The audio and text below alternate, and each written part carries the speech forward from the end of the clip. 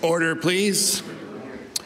We'll now begin with the daily routine, beginning with presenting and reading of petitions, presenting reports of committees, tabling reports, regulations, and other papers, statements by ministers, government notices of motion. The Honourable Premier. Thank you, Mr. Speaker. I hereby give notice on a future day I shall move the adoption of the following resolution.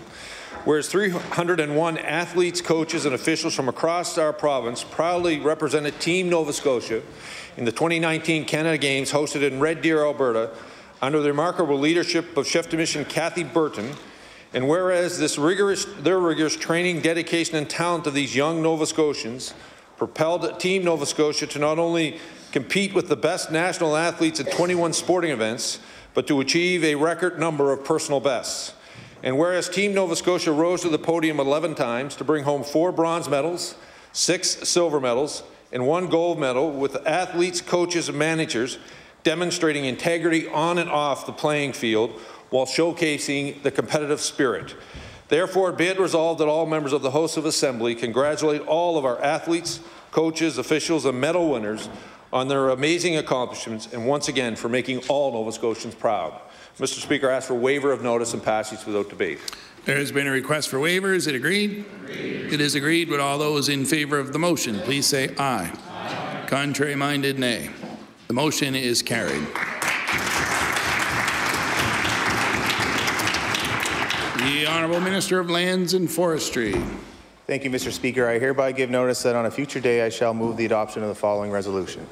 Whereas the United Nations General Assembly proclaimed Sunday, March 3rd as UN World Wildlife Day 2019 to celebrate and raise awareness of the world's wild animals and plants, and whereas World Wildlife Day 2019 focused on marine species by celebrating the biodiversity of our planet's oceans, lakes, marshes, streams, and other waterways that are home to the marine life essential to our ecosystem, and whereas sustained health of our marine ecosystems supports a wide range of heritage values and opportunities for outdoor recreation, nature-based education, and tourism, therefore be it resolved, all members of the Nova Scotia House of Assembly acknowledge the importance United Nations World Wildlife Day and the need to protect our wild animals, plants, and ecosystems for future generations. Mr. Speaker, I request waiver of notice and passage without debate.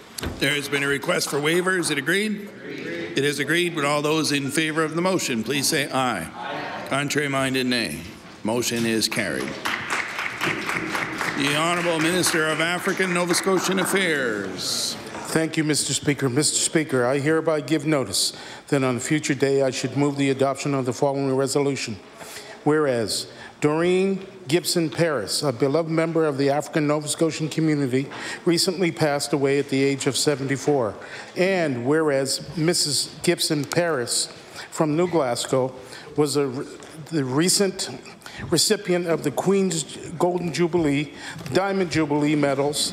She was the recipient of the New Glasgow Human Rights Awards, member of several boards and committees, advocate for women's rights, and active member of the Second United Baptist Church. And whereas Miss Gibson Paris will always be remembered for being a strong-willed and warm-hearted and wonderful woman who has touched the lives of many individuals.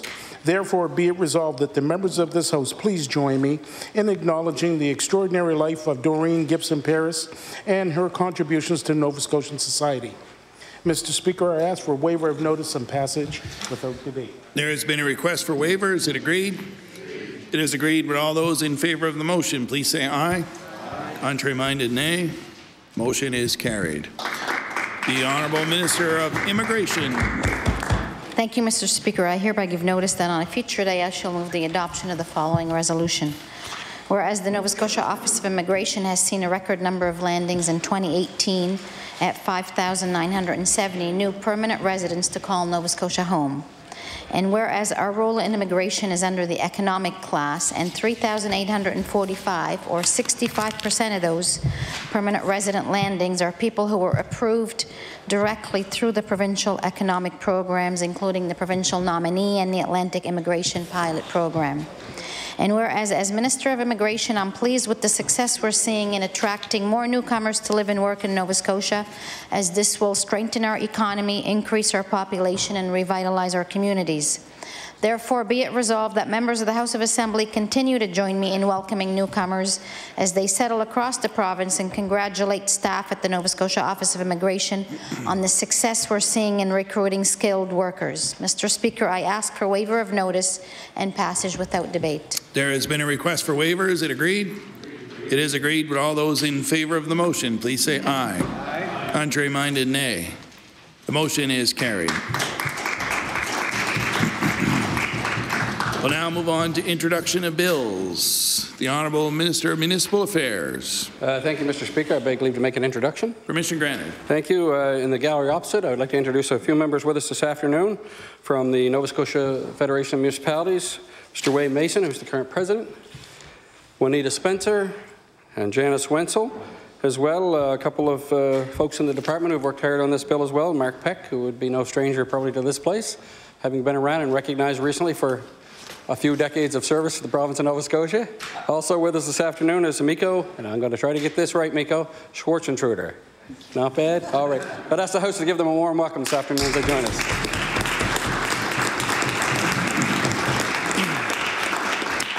The Honourable Minister of Municipal Affairs. Thank you, Mr. Speaker. I beg leave to introduce an act entitled An Act to Amend Chapter 18 of the Acts of 1998, the Municipal Government Act, and Chapter 39 of the Acts of 2008, the Halifax Regional Municipality Charter.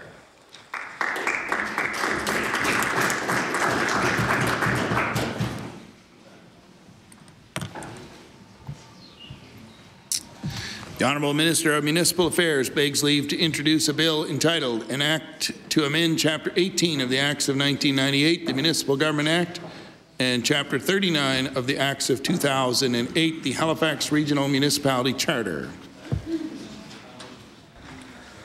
Bill number 92, entitled An Act to Amend Chapter 18 of the Acts of 1998, the Municipal Government Act, and Chapter 39 of the Acts of 2008, the Halifax Regional Municipality Charter.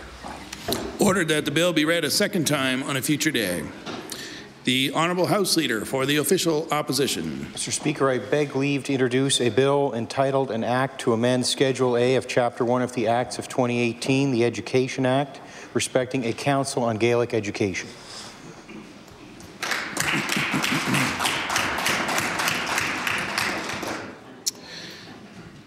The Honourable House Leader for the official opposition begs leave to introduce a bill entitled An Act to Amend Schedule A of Chapter 1 of the Acts of 2018, the Education Act, respecting a Council on Gaelic Education. Bill number 93, entitled An Act to Amend Schedule A of Chapter 1 of the Acts of 2018, the Education Act, respecting a Council on Gaelic Education. Ordered that the bill be read a second time on a future day. The Honourable Member for Cape Breton Centre. Thank you, Mr. Speaker. Mr. Speaker, I beg leave to introduce a bill entitled An Act Improving Public Access to Automated Defibrillators.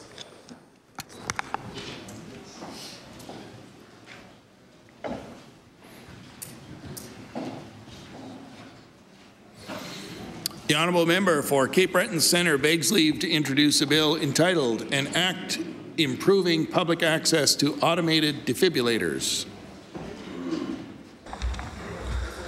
Bill number 94, entitled An Act Improving Public Access to Automated Defibrillators. Ordered that the bill be read a second time on a future day. The Honourable Minister of Municipal Affairs. Thank you, Mr. Speaker. I beg leave to table a bill entitled An Act to Amend Chapter 4 of the Acts of 1992, the Emergency 911 Act.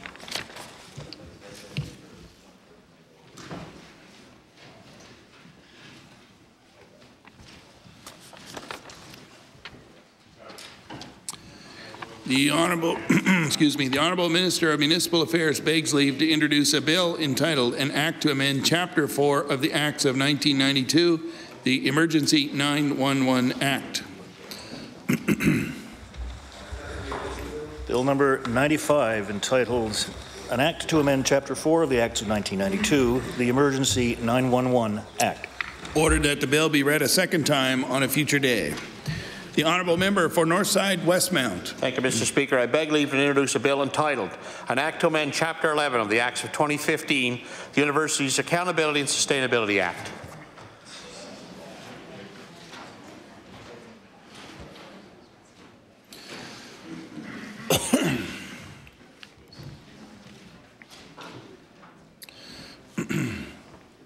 The honourable member for Northside Westmount begs leave to introduce a bill entitled An Act to Amend Chapter 11 of the Acts of 2015, the Universities Accountability and Sustainability Act. Bill number 96, entitled An Act to Amend Chapter 11 of the Acts of 2015, the Universities Accountability and Sustainability Act. Ordered that the bill be read a second time on a future day.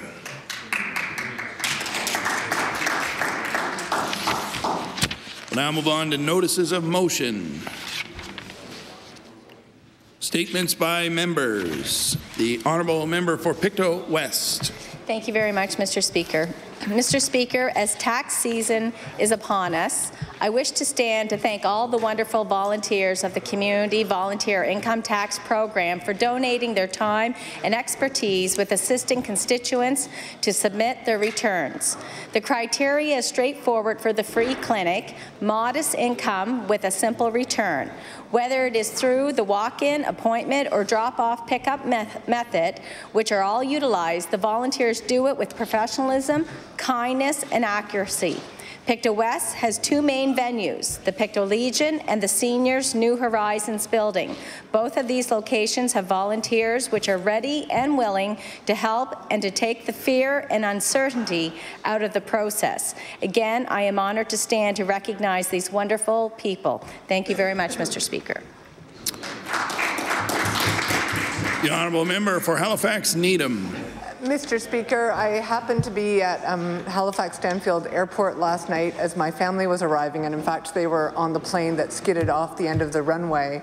And I want to express my appreciation for the one gentleman wearing a tartan vest who is a volunteer. He was the only one who made it to the airport last night, and I spoke with him briefly at 8 o'clock. He had been on shift since 1 o'clock and was showing great kindness to an incredible number of frazzled individuals who were being turned back from their expected vacations, waiting for people to arrive who were diverted mid-flight. And I just want to say how impressed I was and how important that volunteer role, as many other volunteer roles are, that Nova Scotians are playing across the province. Thank you. The honourable member for Halifax Atlantic. Mr. Speaker, Red Deer is the setting for the 2019 Canada Games. I want to congratulate all the athletes that represented Nova Scotia at the Games. It's such a huge accomplishment to be chosen to represent your province, and it's a testament to all the hard work and training that they undergo to make it to that level. Mr. Speaker, in particular, I'd like to thank and recognize Alex Waters from Ketch Harbour. Alex was chosen to be the flag bearer for Team Nova Scotia. Alex also won a bronze medal in the gymnastics artistic team male event and finished just off the podium in several other events. Alex is an outstanding young man who has a very bright future. Mr. Speaker, I ask the members to join me in congratulating all of our Nova Scotia athletes that participated in the 2019 Canada Games. The honourable member for Cole Harbour Eastern Passage. Thank you, Mr. Speaker. Today I rise to bring recognition to Auburn High School Principal Karen Hudson. Karen is the recipient of the Outstanding Principals Award. The recipients will engage in online forums regarding leadership and mentoring colleagues. Auburn High School has benefited and is actively seeking success with Karen's implemented culturally responsive Afrocentric programming. Students are striving and feel more confident with the increase in academics. Karen's dedication to the school and the entire school body and staff does not go unnoticed. I ask all members of the Nova Scotia Legislature to join me in acknowledging Principal Karen Hudson for her insight and strength to implement a change in order to achieve success. We applaud Karen for becoming a member of the National Academy of Principals. Thank you, Mr. Speaker. The honourable member for Clare Digby. Thank you, Mr. Speaker. I rise to congratulate the organizers of the Digby Relay for Life for hosting a great event last June and surpassing their fundraising goal of $18,000. This relay, it was the 12th time that I was privileged to be a member of the Municipal Millipedes team. As in previous years, it was an evening of fun and support for cancer patients and of touching moments of remembering people who are no longer with us. It was inspired to see the cancer survivors take the first lap of the relay, cheered on by their family and friends. Friends and families have such an important part and supportive role for anyone going through treatments, and their participation in the relay is one more example of their support and the support of the community in their ongoing challenges. This year's Ambassador, Darlene Dion, had been a regular participant in the Relay for Life prior to her diagnosis. In a blink of an eye, she went from a supporter to a cancer patient. Her case epitomizes how this disease can affect anyone. Volunteers one year, then needing to lead on friends and families during their ongoing treatment the next. I want to thank the organizers of this event and look forward to participating again this June when it comes up again. Thank you, Mr. Speaker. The member for Victoria the Lakes. Thank you, Mr. Speaker. Mr. Speaker, Nicholas Richards, a 13-year-old from Big Bador, began skiing with his family at a young age and always had a passion for speed. It didn't take long for Nicholas and his family to realize that skiing was his sport of choice. On January 13, 2019, Nicholas won a bronze medal at the 24th Jerry Giorno Memorial held at Benyon, competing against race clubs across Atlantic Canada.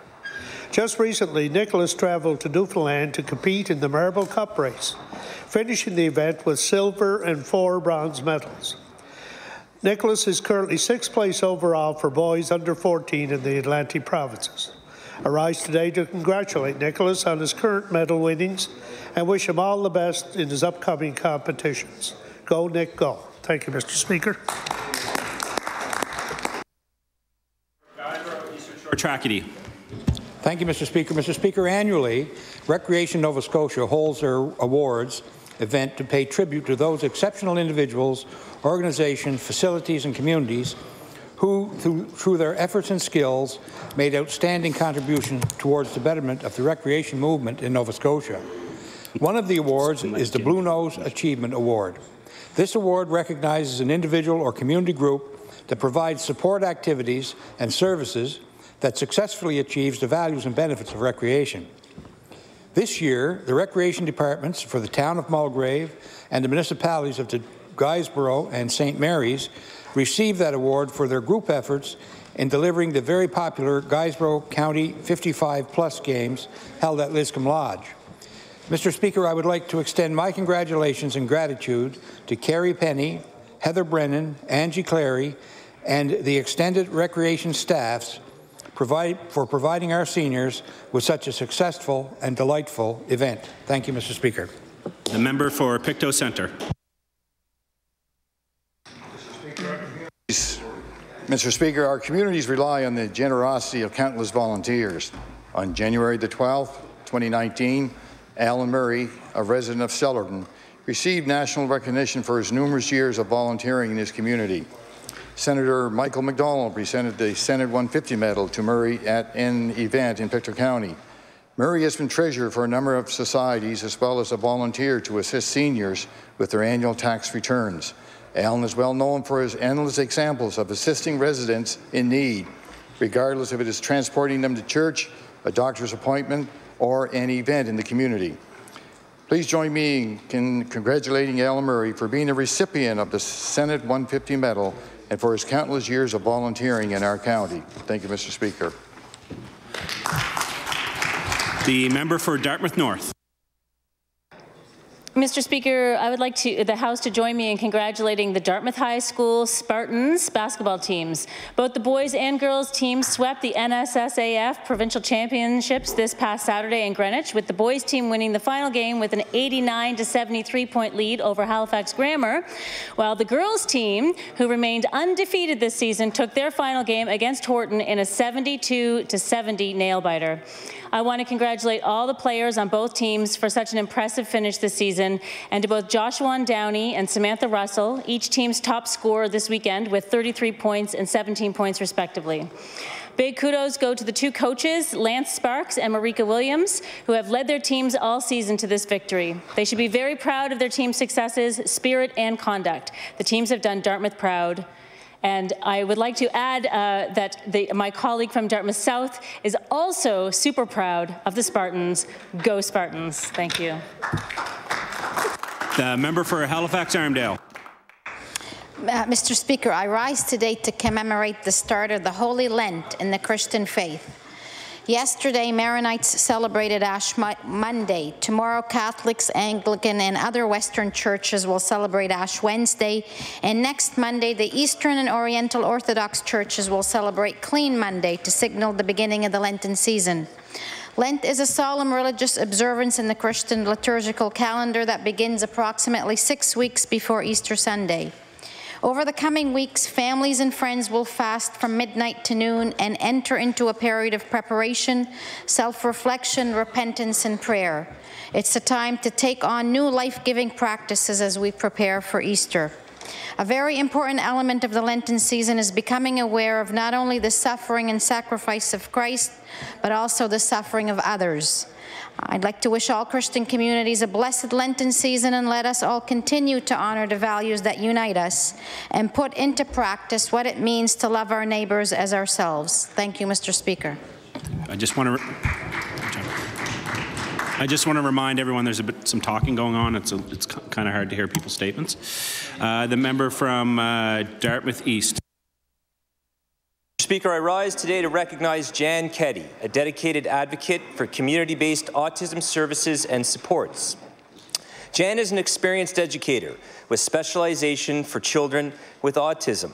Her group, Playing and Learning Together, are committed to evidence-based interventions, working with parents. They provide developmentally appropriate programming and sensory accommodations, and they promote independence.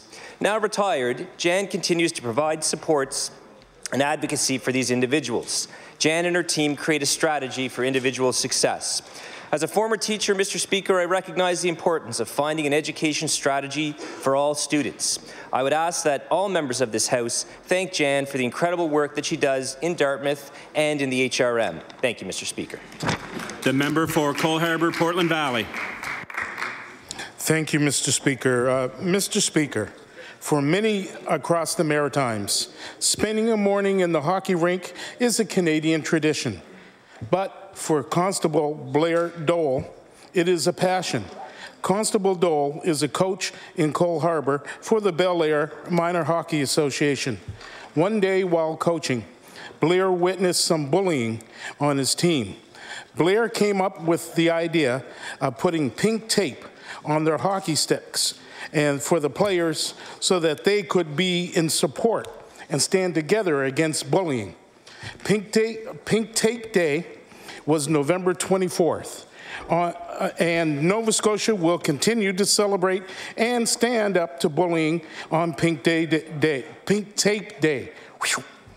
This is not just a Cole Harbour project anymore. From Cape Breton to Shelburne, pink tape was on the sticks of many hockey players across the province to show their support, and on social media using the hashtag Pink Tape Campaign. Mr. Speaker, I wish to congratulate Constable Dole, the players, and all for their support to stand up against bullying. Member for Colchester, Musquodoboit Valley. Thank you, Mr. Speaker. Mr. Speaker, the Bernie Lawlord Memorial Coach of the Month Award is awarded by Hockey Nova Scotia to honor exceptional teachers of the game who have helped to make the sport better. Josh Bolton, a coach in the South Colchester Minor Hockey Association, was honored with December's award. Previously playing 3 years of Junior A hockey with the Truro Bearcats, the Truro Brookfield native now lends his time to 2 teams within the South Colchester Minor Hockey Association. He's the head coach of South Colchester's novice intermediate team and assistant coach of the novice development team. He's the coach of my 8-year-old granddaughter, and she loves it. I wish to extend congratulations to Josh Bolton on receiving this well-deserved honor. Thank you, Mr. Speaker. The member for Halifax Needham. Mr. Speaker, I rise to congratulate and thank Becky Marvel, an occupational therapist who has stepped into the role of team lead of MOSH, Mobile Outreach Street Health. That role was pioneered by the visionary and leader of MOSH, Order of Nova Scotia recipient Patty Melanson, who, as I'm sure all members are aware, passed away in December. Becky is one of many service providers based in Halifax Needham who is both grieving and also striving to continue offering continuous and compassionate service to those vulnerable and marginalized Nova Scotians who experience poverty and homelessness or marginalized precarious housing. Because of the way Patty worked, her close colleagues are at many different agencies in Halifax Needham: Direction 180, Mainline, ADSOM for Women and Children, Welcome Housing and Support Services, the North End Community Health Centre, and elsewhere. And I join with them in wishing Becky well as she steps into these huge shoes. Thank you. The member for Timberley Prospect. Thank you, Mr. Speaker. I would like to recognize St. Andrew's Anglican Church in Timberley. This year will mark a historic milestone as the first Anglican church built in Timberley celebrates its 100th year anniversary. It is interesting to note the historic founding of St. Andrew's. Mr. W. Sims Lee, a chartered accountant who emigrated from England, also one of the founding members of the Canadian Institute of Chartered Accountants, was instrumental in establishing the church. Mr. Lee, along with Charles and Roland Fraser, are credited for building the church in 1919. The Fraser family donated the land and much of the lumber used in the construction of the church, while Mr. Lee led the community participation in raising funds and donating time and labor to the construction. Over the many years in serving the community, St. Andrews has been marked by many moments of generosity and flourishes today with an active congregation and a plethora of groups within the church family. I would like to also recognize Reverend Mark Preddy and Deacon Reverend Marilyn Hamlin, who have carried on with the long tradition of providing a welcome home of worship. I ask the members of the Nova Scotia House of Assembly to join me in congratulating St. Andrew's Anglican Church for its long, rich history and success in caring and serving our community over the past 100 years. Thank you, Mr. Speaker. The member for Sackville-Beaverbank. Yes, thank you very much, Mr. Speaker. Mr. Speaker, today I rise to recognize the contributions of Sackville Lions Club member Pearlie Oliver. Mr. Oliver has recently been elected District Governor of the Lions for all of the province of Nova Scotia and has been a member of the Sackville Lions Club for 20 years now. During that time, he's been instrumental in raising funds for various causes such as the MS Society of Canada, Sackville's Beacon House Food Bank, as well as purchase of dog guides for blind. This year, Perry is leading a project to create a treatment room in the oncology unit at the IWK Children's Health Centre. Mr. Speaker, I ask all members of this House of Assembly to join me in thanking Perry for his decades of charitable service to the people of Nova Scotia. Thank you. The member for Dartmouth South. Mr. Speaker, I rise today to recognize the 50-year anniversary of John's Lunch. The Legacy restaurant opened in the summer of '69 and has been serving up famous seafood and, according to the sign, pizza ever since. With repeat customers who have been dining there for at least 30 years, John's is a community hub and a landmark. It's a family restaurant in the truest sense of the word, and John's has been recognized nationally as having the very best fish and chips our country has to offer. Diners from Canada, the United States, and even from Brazil and India have signed the guest book touting the delicious food and friendly hospitality Nova Scotians are known for. Congratulations to John's Lunch, and thank you for being a staple in our community for all these years. The member for Sydney Whitney Pier. Thank you, Mr. Speaker. Mr. Speaker, last month was an exciting time in the CBRM as our community hosted the 2019 Scotties Tournament of Hearts. Mr. Speaker, hundreds of residents from the CBRM took part in the event along with citizens from across the country. I rise my place today to thank a few folks, Paul McDonald, Jen Collins, and Mary Tull, who were the chairs of the organization committee, all the staff from the CBRM and the over 300 volunteers who participated to ensure that the CBRM hosted a world-class event. Mr. Speaker, I ask all the members of this House to congratulate the CBRM on hosting the 2019 Scotty Tournaments of Hearts and thank all citizens of Nova Scotia for participating. Thank you. The member for Kings North.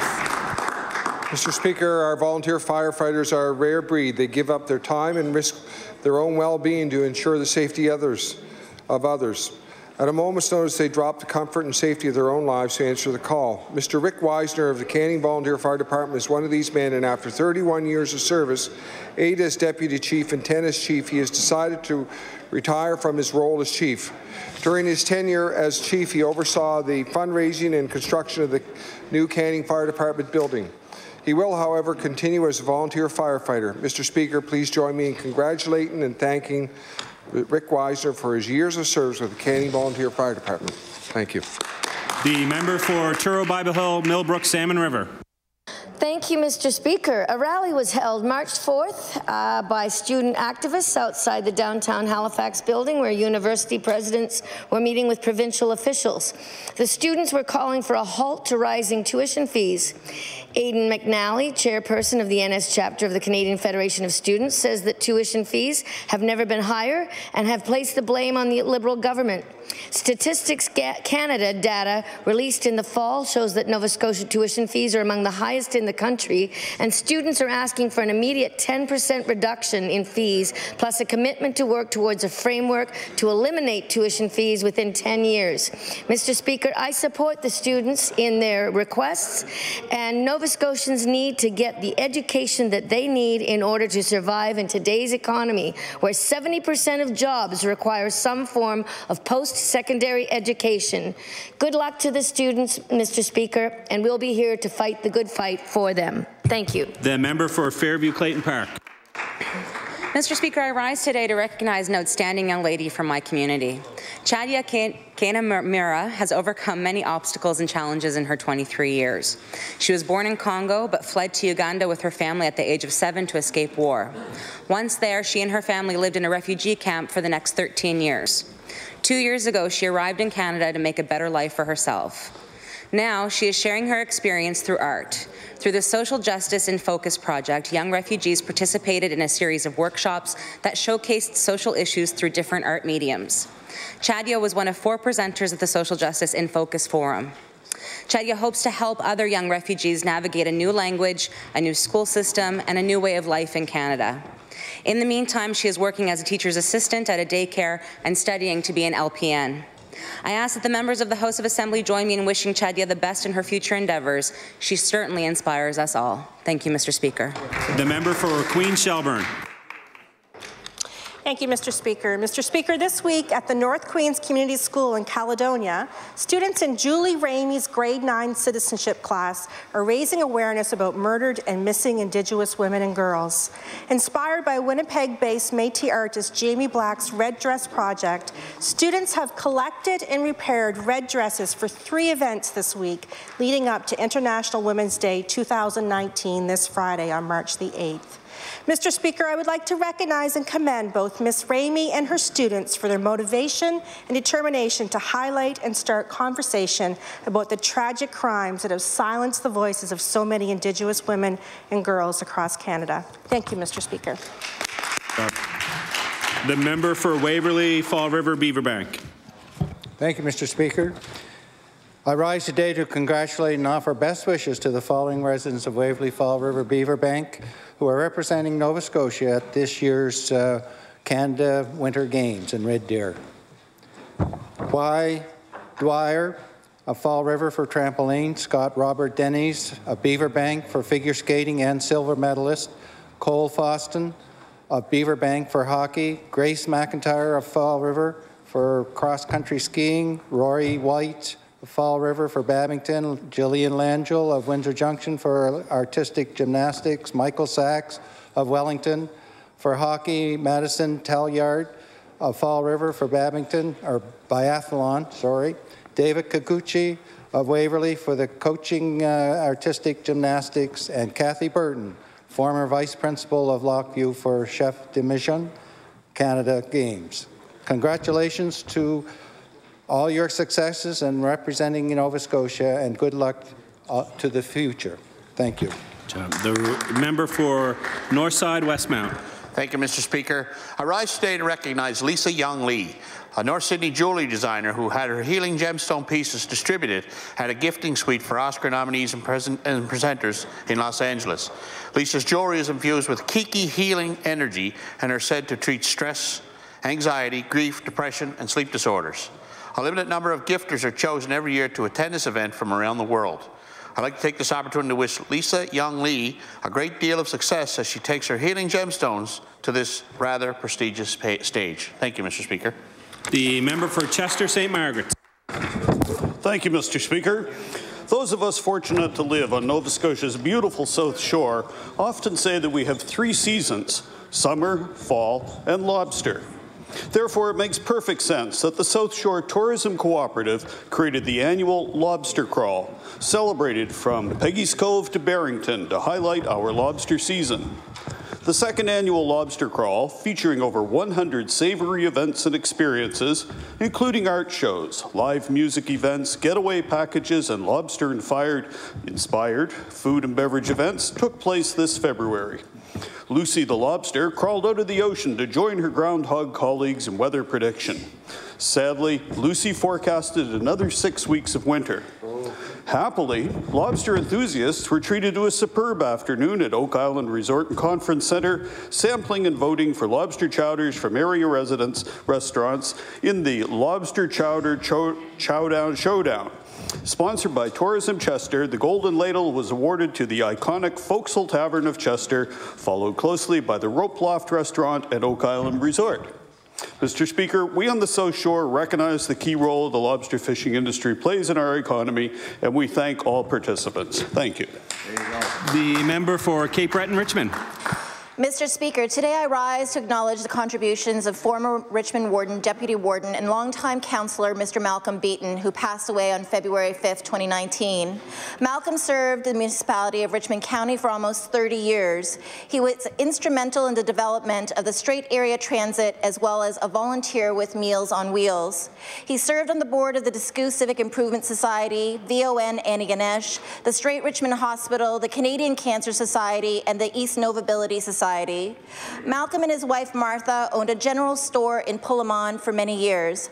I remember him best in that setting, always with a warm smile, a calming voice, and a gentle demeanor. He served his community with utmost integrity. Mr. Speaker, I extend my heartfelt condolences to Malcolm's loving wife Martha and their children Dorothy and John. Thank you, Mr. Speaker. The member for Lunenburg. Mr. Speaker, I rise today to congratulate Shelley Zink, the owner and operator of the New Germany Enviro Center, for winning the 2018 Enviro Depot of the Year award. This award came from Divert Nova Scotia in recognition of the outstanding achievement for a small Enviro depot. It recognizes depots that go above and beyond in customer service and employee relations, engage and support their community, and participate in Divert Nova Scotia depot initiatives. The New Germany Enviro Center has outstanding customer services and cleanliness. The depot also gives back to the community through donations they collect for the Lions Club and the local elementary school's hot breakfast program. Customers can even use their bottle money to purchase locally baked goods on their way out the door. Mr. Speaker, I would ask that you and the members of this House of Assembly to please join me in congratulating Shelley Zink on her recent achievement. Thank you, Mr. Speaker. The member for Dartmouth East. Speaker, I beg leave to make an introduction. Granted. Thank you, Mr. Speaker. In the West Gallery, we have Dartmouth East Community Outreach Coordinator Claire Beliveau. Claire has done an outstanding job for her community of Dartmouth East, and I think all members of this chamber would freely admit that we would be nowhere, absolutely nowhere, without the great work of our staffs back at our constituencies. So I'll ask this House to please welcome Claire to the House of Assembly, and it's also Claire's 19th birthday, so I'll ask the House to wish her a happy birthday.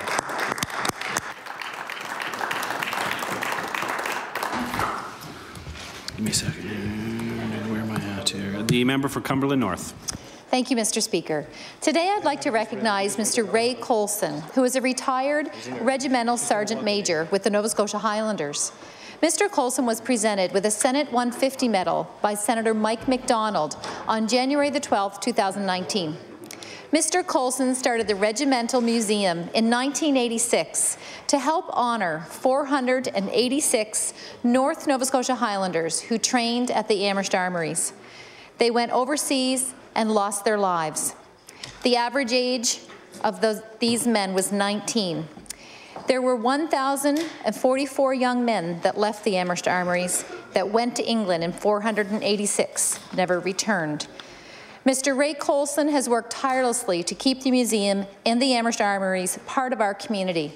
Ray recognizes the importance of this great part of our history, and his commitment over the years is something to be proud of.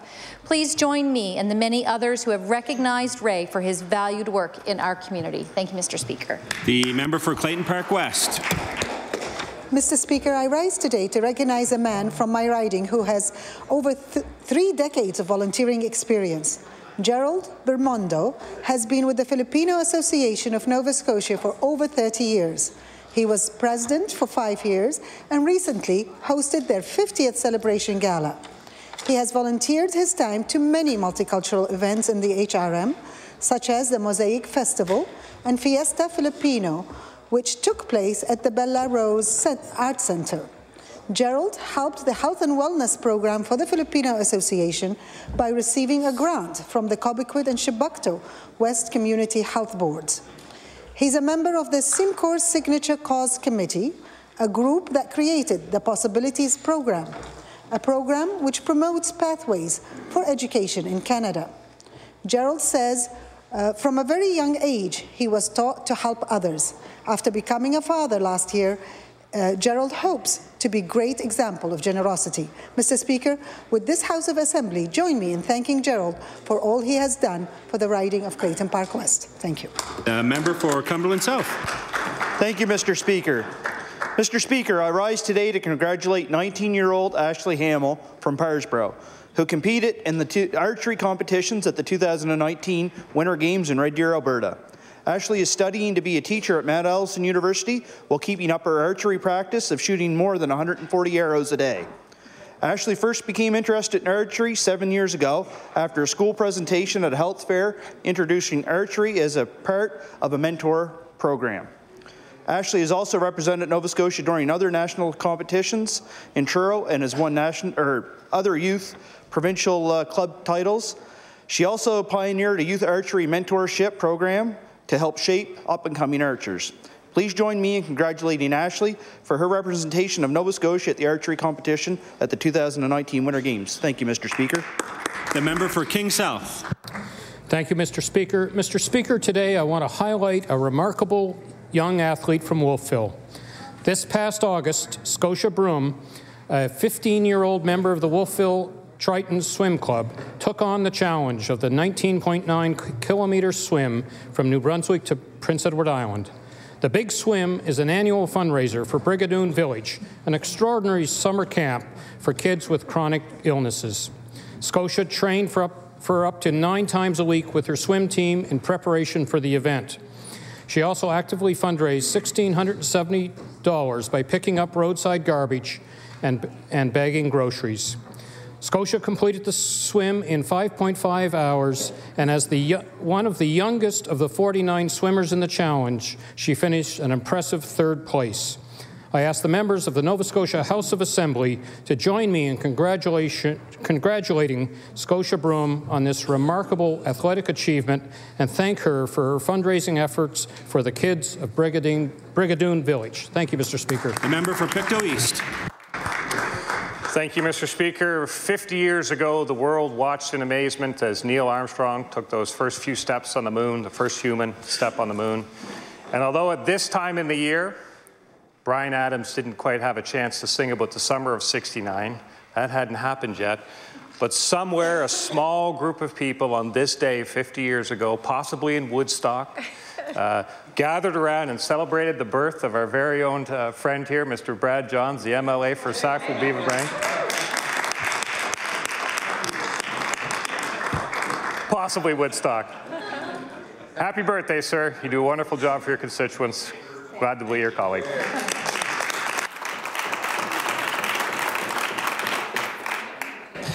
The member for Lunenburg West. Thank you, Mr. Speaker. Mr. Speaker, I rise today to recognize Ashton Rodenizer. Ashton, in 2012, inspired by Nocturne Halifax, Ashton brought the Afterglow Art Festival, a free art at night celebration, to Bridgewater's downtown core. This annual autumn event brings over 40 unique exhibits and projects and 150+ paid artists together to create a magical night for our community and visitors. Afterglow was born from Ashton's love and passion for the arts and by her desire to support artists and bring the community together. Ashton's drive, and if you can believe it, you can achieve it, attitude is the sole reason that this event has taken place over the past 7 years. This warm-hearted, free-spirited individual, who is also chair of Art Happening, a thriving community art space, is an inspiration to many. I ask all members of the Nova Scotia Legislature to join me in thanking Ashton Rodenizer for inspiring the growth of arts in Bridgewater and for helping change the story of our community's future. Thank you, Mr. Speaker. The member for Pictou West. Thank you, Mr. Speaker. Mr. Speaker, I wish to recognize Manjel Song, the owner and chef at Pictou Lunchbox located in Lyons Brook, for her immense generosity and community spirit. An immigrant from Korea and relatively new to Pictou County, Manjel recognized that she could make a difference for her newfound church family as well as promote her business. For the first 100 purchases of a takeout or eat-in meal, half of the sales went towards the Church Organ Restoration Committee to help them purchase a new organ. This benefited Manjel's restaurant, the committee, and the greater church community. I would encourage anyone who is a resident or visiting Pictou to sample some of Manjel's authentic and delicious Korean menu. I wish her all the best and success on her new endeavor. Thank you, Mr. Speaker. The member for Fairview-Clayton Park.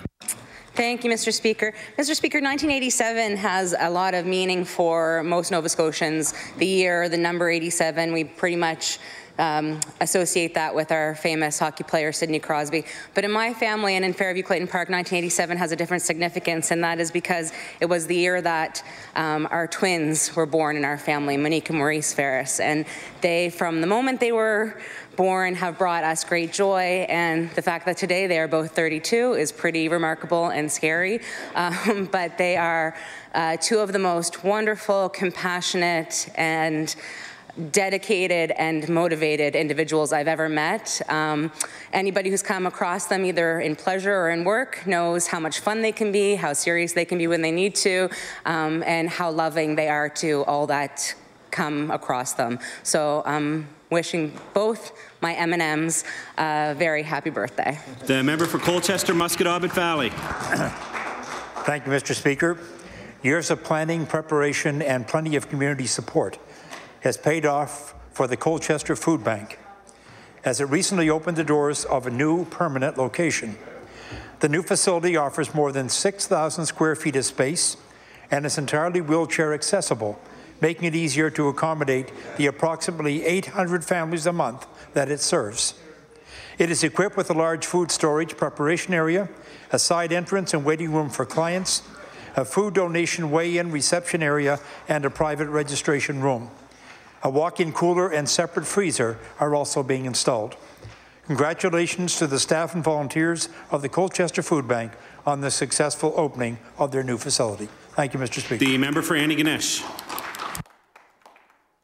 Thank you, Mr. Speaker. Not to be overdone by the members from Dartmouth East, Sackville Beaverbank, Fairview-Clayton Park. It does seem to be the day of birthdays. And given that I had to leave home this morning, we didn't have time to celebrate my wife's birthday. She's not 32, but I won't disclose which birthday it is today. But I do wish her the best today, and hope she enjoys it with the kids back home. The member for Bedford. Mr. Speaker, I'd like to congratulate 3 Bedford athletes and their coach on competing at the Canada Games held this past February in Red Deer, Alberta. Bedford residents Elizabeth Welsh, Meredith Tulloch, and Emma Kelly were all on Nova Scotia's ringette team. They were coached by a longtime Bedford ringette coach, Tracy Tulloch. In fact, she coached my children in the sport starting long before she gave birth to Meredith. Tracy was a fantastic coach back then, so I'm not surprised she was Nova Scotia's coach this year. Nova Scotia came 6th in the country this time, up 4 places from last year's national championships. Elizabeth plays goal. It's always a tough position, but I must tell you her friends and family were so excited after they won their first game. Meredith was the second highest scoring Nova Scotian with 12 points, and Emma scored twice and assisted twice in her turning. I want to congratulate Coach Tracy Tulloch and players Emma Kelly, Meredith Tulloch, and Elizabeth Welsh on participating in the Canada Winter Games and making their hometown proud. The honourable member for Kings West. Mr. Speaker. Mr. Speaker, the Duke of Edinburgh International Award Program challenges young people to dream big and empowers them to achieve their goals. Through the bronze, silver, and gold medal levels, participants partake in volunteer service, physical recreation skills, and adventurous journey. Several young people within the Kings West area have been recognized for completing this award, including Sarah Albert, who received her silver award on February 28 at Government House. Behind every participant is a committed volunteer who contributes to their success and achievement. Dawn Hislop is recognized as one of less than a dozen program volunteers to receive a 20-year Volunteer Recognition Award signed by the Duke of Edinburgh's Award International Secretary General, which was presented to Mr. Hislop on February 28 at Government House by His Honour, the Honourable Arthur J. LeBlanc. Mr. Speaker, I would ask all members of the House join me in congratulating Sarah Albert on receiving her Silver Award and all Duke of Edinburgh Award recipients. All award volunteers, and notably Don Hislop, on his dedication and service to assist participants achieve award success for over 20 years. The honourable member for Sackville-Beaverbank. Thank you, Mr. Speaker. Mr. Speaker, I rise today to recognize Middle Sackville resident Savannah Newton. The 22-year-old hockey player has signed a contract to play professionally in Gavi, Sweden. Mr. Speaker, Ms. Newton is believed to be the first Nova Scotian woman to play in the Swedish Professional League.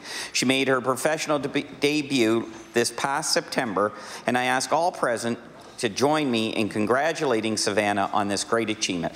Thank you. The honourable member for Preston Dartmouth. Thank you, Mr. Speaker. Mr. Speaker, I would like to recognize Mr. Terry Thomas of East Preston, a 6'4" shooting guard, formerly of the Moncton Magic, who was acquired by the Halifax Hurricanes. Mr. Thomas played professionally in Taiwan and China, as well as a top scorer for the Moncton Magic in the 17-18 season. Mr. Thomas is well respected in the MBL Canada League and is welcome addition to Halifax Hurricanes. I want to recognize and congratulate Mr. Terry Thomas on his many achievements and wish him continued success with the Halifax Hurricanes. The honourable member for Kings North. Mr. Speaker, on January 28, 2019, the 2018 Governor General's Award for Teaching Excellence in History was awarded to Ms. Tema Frecker of the Booker School in Port Williams, Nova Scotia. The Booker School introduces the International Baccalaureate program for children ages 4 to 14. Ms. Frecker led her grade 6 to 8 students in a collaborative proposal surrounding the Cornwallis statue issue. Judges were impressed by the work created by her group, stating their unique and creative proposal for the Cornwallis statue reflected their ability to address a complex and relevant issue with maturity and understanding. Mr. Speaker, please join me in congratulating Ms. Frecker for the recognition of her excellence in teaching. Thank you. The honourable member for Hants East. Thank you, Mr. Speaker. In July 2017, the Come Home East Hants Association held their inaugural Tidefest East Hants Homecoming Weekend at the East Hants Sportsplex in Lance. As part of the event, the association decided to hold a water toss tournament and tried to break the Guinness World Book of Records set in 2014 in Wise County, Texas, where they had 486 participants. Once the group submitted the application to Guinness and it was accepted, they started the several months of planning that it took to make Tidefest and the Washer Toss tournament an incredible success. Along with the application, Guinness required the association to submit pictures of all 608 participants, videotaped evidence of the entire tournament, witness statements, signatures, and sign-offs from all participants. 18 months after the submission, the Come Home East Hants Association received notice from Guinness that the East Hants now holds the world record for the largest Washer Toss tournament.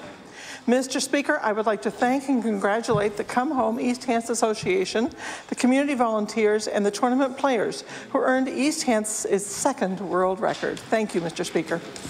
The honourable member for Queens Shelburne. Thank you, Mr. Speaker. Mr. Speaker, I rise today to congratulate the grade 6 students of Hillcrest Academy and local volunteers in Shelburne who have been knitting finger puppets for hospitalized children at the IWK, Yarmouth, Bridgewater, and Roseway hospitals for 20+ years. Recently, the students had the making of finger puppets incorporated into their art and social studies curriculum and became involved as a way of paying it forward in memory of 5-year-old Carmen Faith Huskelson, who sadly passed away in 2016. Mr. Speaker, I would like to commend the volunteers, teacher Jody McMaster, and her students on learning how to make finger puppets and thereby making hospital stays for those children who are hospitalized a little more bearable. Thank you, Mr. Speaker.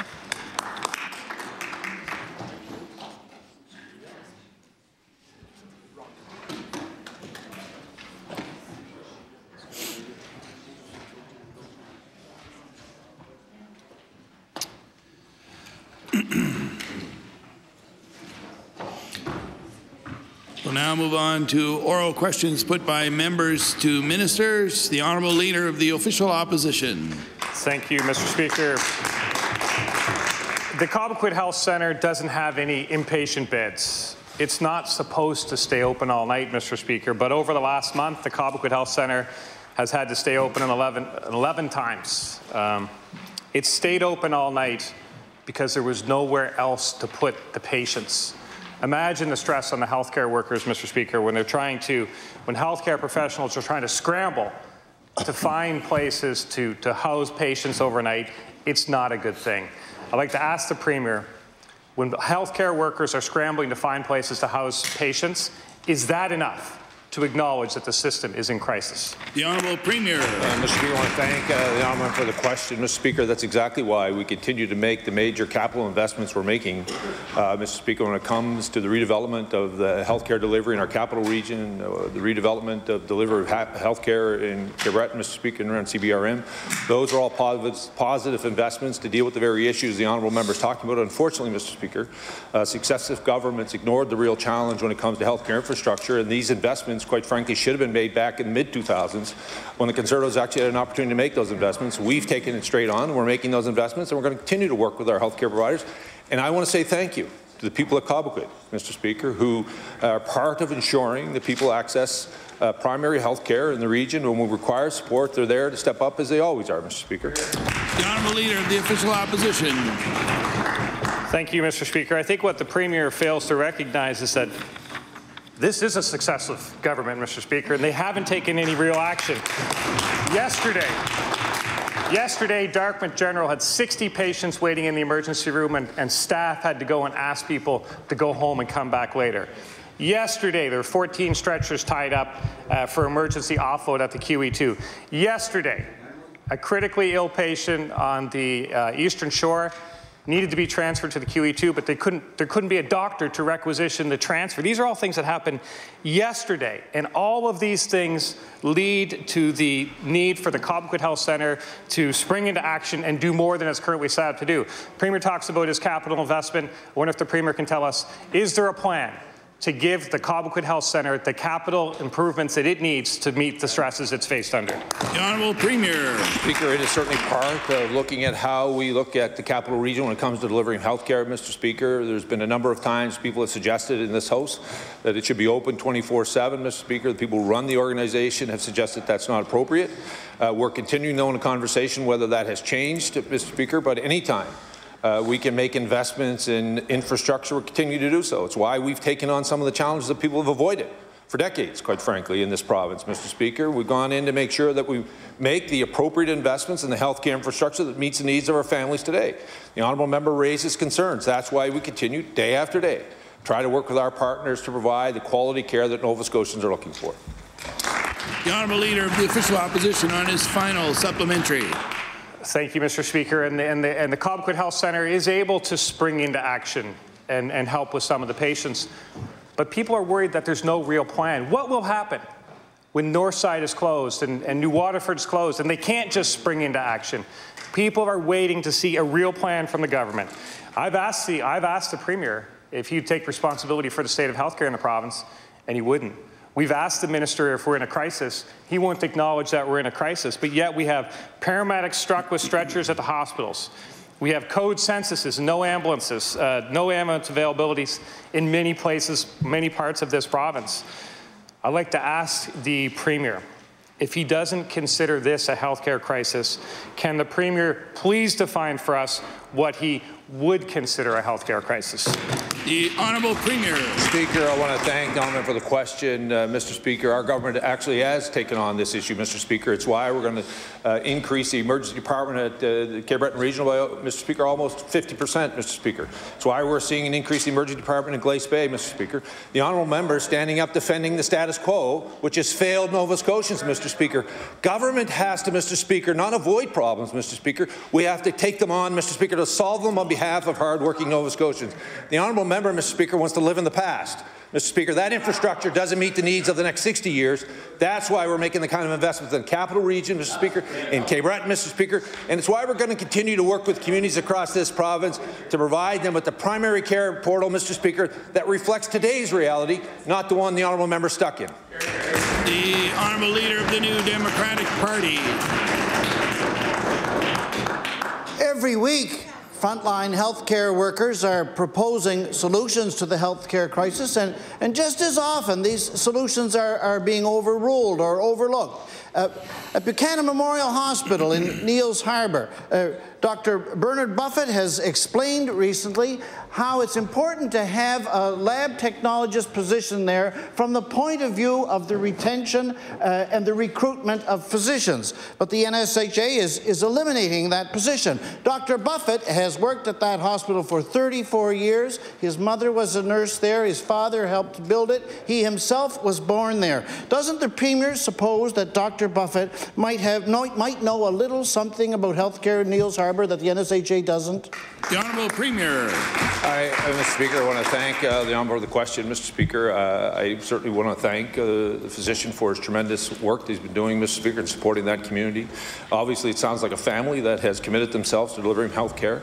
I think what the Honourable member is talking about is the point, the point of testing. Mr. Speaker, point of care testing when it comes to blood work. Mr. Speaker, this change that is taking place right now actually started under the NDP when they were in power, Mr. Speaker. It started in ridings outside of Capital Region, Mr. Speaker. What's happening is continued implementation of their policy. So have they changed their mind at this point? I'm just not curious. The Honourable Leader of the New Democratic Party. Unscheduled emergency room closures have more than doubled in the last year, and the Nova Scotia Nurses Union has made the suggestion to have nurse practitioners staff emergency rooms as a solution to the problem. Nurse practitioners, they've said, could work alongside of advanced care paramedics under the supervision of doctors to provide the emergency care that's needed. Mr. Speaker, can the Premier offer a single solid reason why his government is not moving immediately to adopt this sensible suggestion? The Honourable Premier.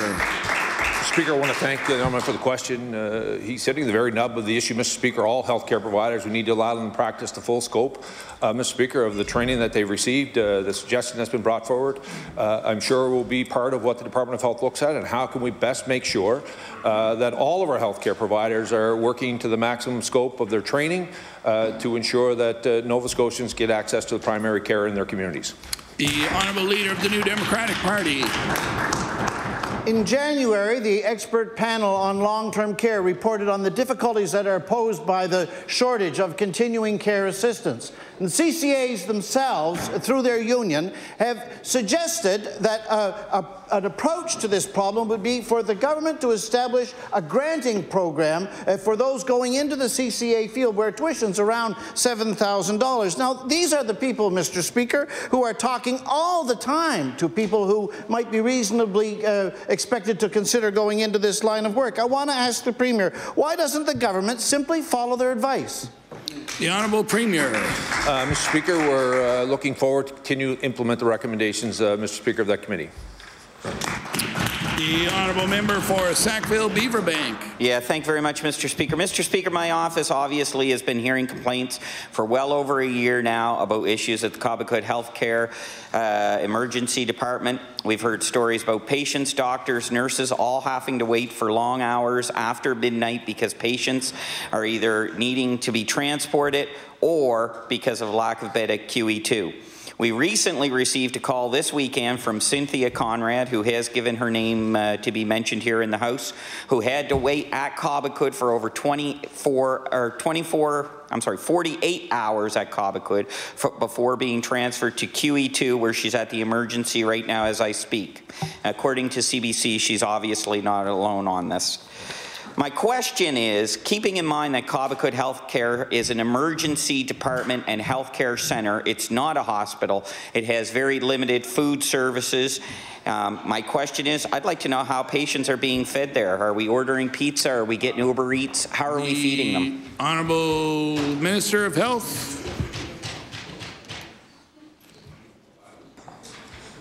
Thank you, Mr. Speaker. I thank the member for his question.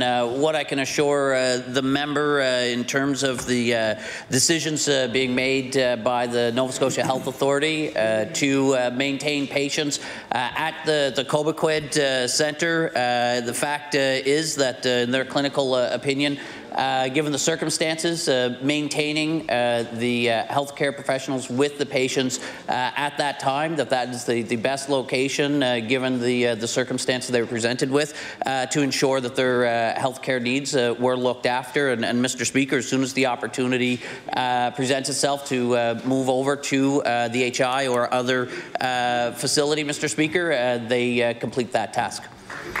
The honourable member for Sackville-Beaverbank. Yeah, thank you, Mr. Speaker, and that doesn't actually answer the question that I asked. Cobequid is an emergency department. It doesn't have the facilities there required to keep patients more than 12 hours at 12 p.m. at night or 12 a.m. at night. I've asked this, raised this before.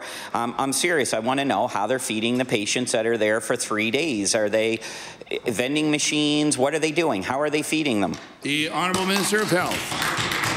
Thank you, Mr. Speaker. And as the member noted, the notion of opening or maintaining Cobequid 24/7 facility and designing the site for that type of care is something that he has previously asked. As noted in my response then, again, the questions get raised. The decision has not been to do that at this point, but in terms of recommendations coming through to government. But, Mr. Speaker, obviously we're seeing a situation, particularly through February, where the use of that facility after the scheduled hours has extended. So if we have to relook at that, we will do so. The honourable member for Cape Breton Centre. Thank you, Mr. Speaker. Mr. Speaker, my question is for the Minister of Health. It was reported last night that patients are being kept overnight at the Cobequid Hospital, a facility that is not equipped to handle such cases. The Cobequid has no kitchen and can't properly nourish patients if they are admitted for longer than a few hours. The site stayed open overnight 11 times in the last month. There is a direct correlation between the problems of offload delays and lack of availability with long waits in emergency departments and the need for overflow facilities, and Nova Scotians know that they need their government to be committed in solving these issues. Mr. Speaker, why doesn't the minister have a plan for fixing the backlog of our emergency rooms? The Honourable Minister of Health. Thank you, Mr. Speaker. I thank the member for the question. As I've previously indicated, the work is underway with the Nova Scotia Health Authority, the EHS, the partners who provide that emergency care. Obviously, in terms of the process and the flow of multiple partners, EHS transferring from paramedics into the hospital. There are many steps involved, and Mr. Speaker, work has been ongoing for the last number of months to come up with a recommendation, and I anticipate further information in terms of what steps the NSHA will be taking to improve that flow in very short order. The honourable member for Cape Breton Centre. Thank you, Mr. Speaker. That's a good segue, Mr. Speaker, into an article that was published last night. The director of the NSHA's emergency program said that she believes that patients, and I quote, and I'll table that article, are better off remaining in beds than on an ambulance stretcher in the hallway, and I couldn't agree with her more. With visits going up and hospitals clogged with people waiting for long-term care, we need additional resources to deal with the bottleneck that's been caused by this government's refusal to invest in health care, with this government's refusal to invest in long-term care. And I think the one solution, Mr. Speaker, is staring us in the face. Mr. Speaker, I'd like to ask the Minister if he will commit today to properly resourcing the Cobequid Health Centre and keep it open 24 hours. The Honourable Minister of Health.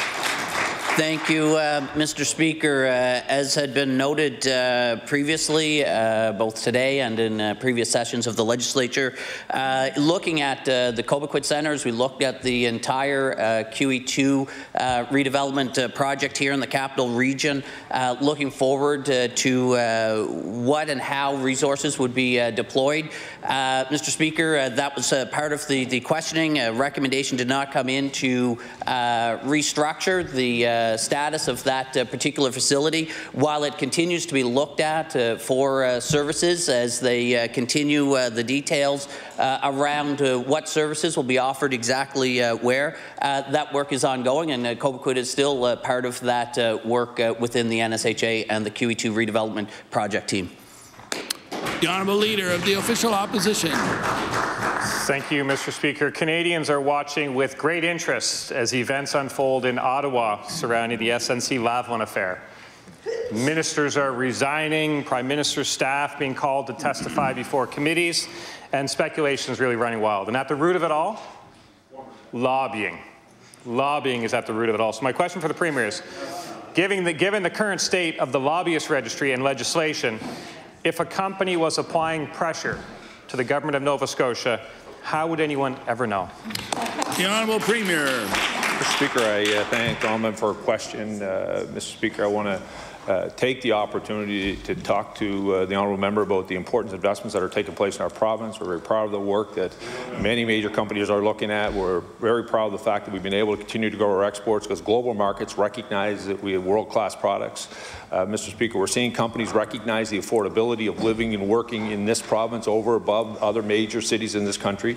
All of that points to a growing population, more young people willing to stay here, continues to make investments, Mr. Speaker. And I want to assure the Honourable Member, Mr. Speaker, every opportunity we get to work with businesses across this province to continue to create good jobs in this province, we're going to do so, Mr. Speaker, and we'll make sure that we inform not only him but all Nova Scotians, Mr. Speaker. The Honourable Leader of the Official Opposition. Well, Mr. Speaker, I didn't hear too much about lobbying in there, but what I heard was maybe another game show reference. If the price is right, that's really the issue we're talking about here. There's reports of considerable political pressure put on to interfere in a matter that's really to do with the justice system, and we should never have that type of interference. At a time when the whole nation is watching, Canadians are realizing that they don't like political interference in the justice system. And Canadians are realizing that they need their politicians to be more transparent and more open. This is an opportunity for the Premier to not hide information from Nova Scotians. The Premier of this province used to disclose who they were meeting with and have their daily schedule published. I'd like to ask the Premier, would he commit to once again withholding that tradition and providing regular notice as to who he's meeting with? The Honourable Premier. Thank you, Mr. Speaker. Mr. Speaker, the Honourable Member in his preamble talked about the Price is Right, Mr. Speaker. That's the old days, Mr. Speaker. That's when the Tories were in power, Mr. Speaker. They wrote a check for every issue that was facing the government, followed by successive governments. And, Mr. Speaker, the results showed, Mr. Speaker. Fact of the matter is you're continuing to see the province continue to grow. Mr. Speaker, this province will lead the country in wage growth next year, Mr. Speaker. We'll continue to see population growth, Mr. Speaker. We'll continue to see young people choose to live here, Mr. Speaker. Those are all positive things, Mr. Speaker. Third consecutive year of record tourism season, Mr. Speaker. The Honourable Member's attacking the people in the tourism sector to drive it down, Mr. Speaker. Mr. Speaker, let me be open and transparent. Let me be open and transparent as I am every day, Mr. Speaker.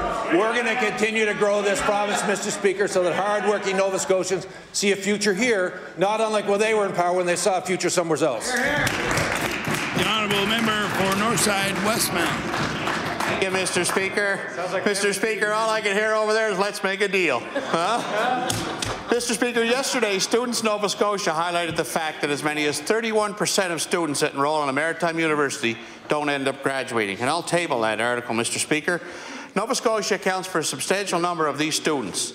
The report doesn't get into causes for this high number, but I can guess it's partially because the government hasn't been listening to students for quite some time. So my question to the Minister of Labour and Advanced Education is what does he feel accounts for the significant above-average number of university dropouts in this province? The Honourable Minister of Labour and Advanced Education. Thank you, Mr. Speaker. I'd like to thank the member for the question. Mr. Speaker, since 2013, when our government came in to govern in Nova Scotia, the dropout rates in universities have fallen. Mr. Speaker, I will also add that at that time our government brought in tuition forgiveness, which means that a Nova Scotia student attending university can have their tuition forgiven for their Nova Scotia student loan, making their university education much more affordable for them. And as well, Mr. Speaker, we also have been increasing the university budgets. We have brought back all the cuts that the NDP did, which decimated our universities. Thank you, Mr. Speaker. The honourable member for Northside Westmount. Mr. Speaker, we regularly hear from students that this government isn't doing enough to help post-secondary students. We hear that international students can't get sufficient medical coverage. We hear that sexual violence prevention isn't being taken seriously enough. We hear that not nearly enough is being done to address mental health needs in our universities. And the government answers the same way.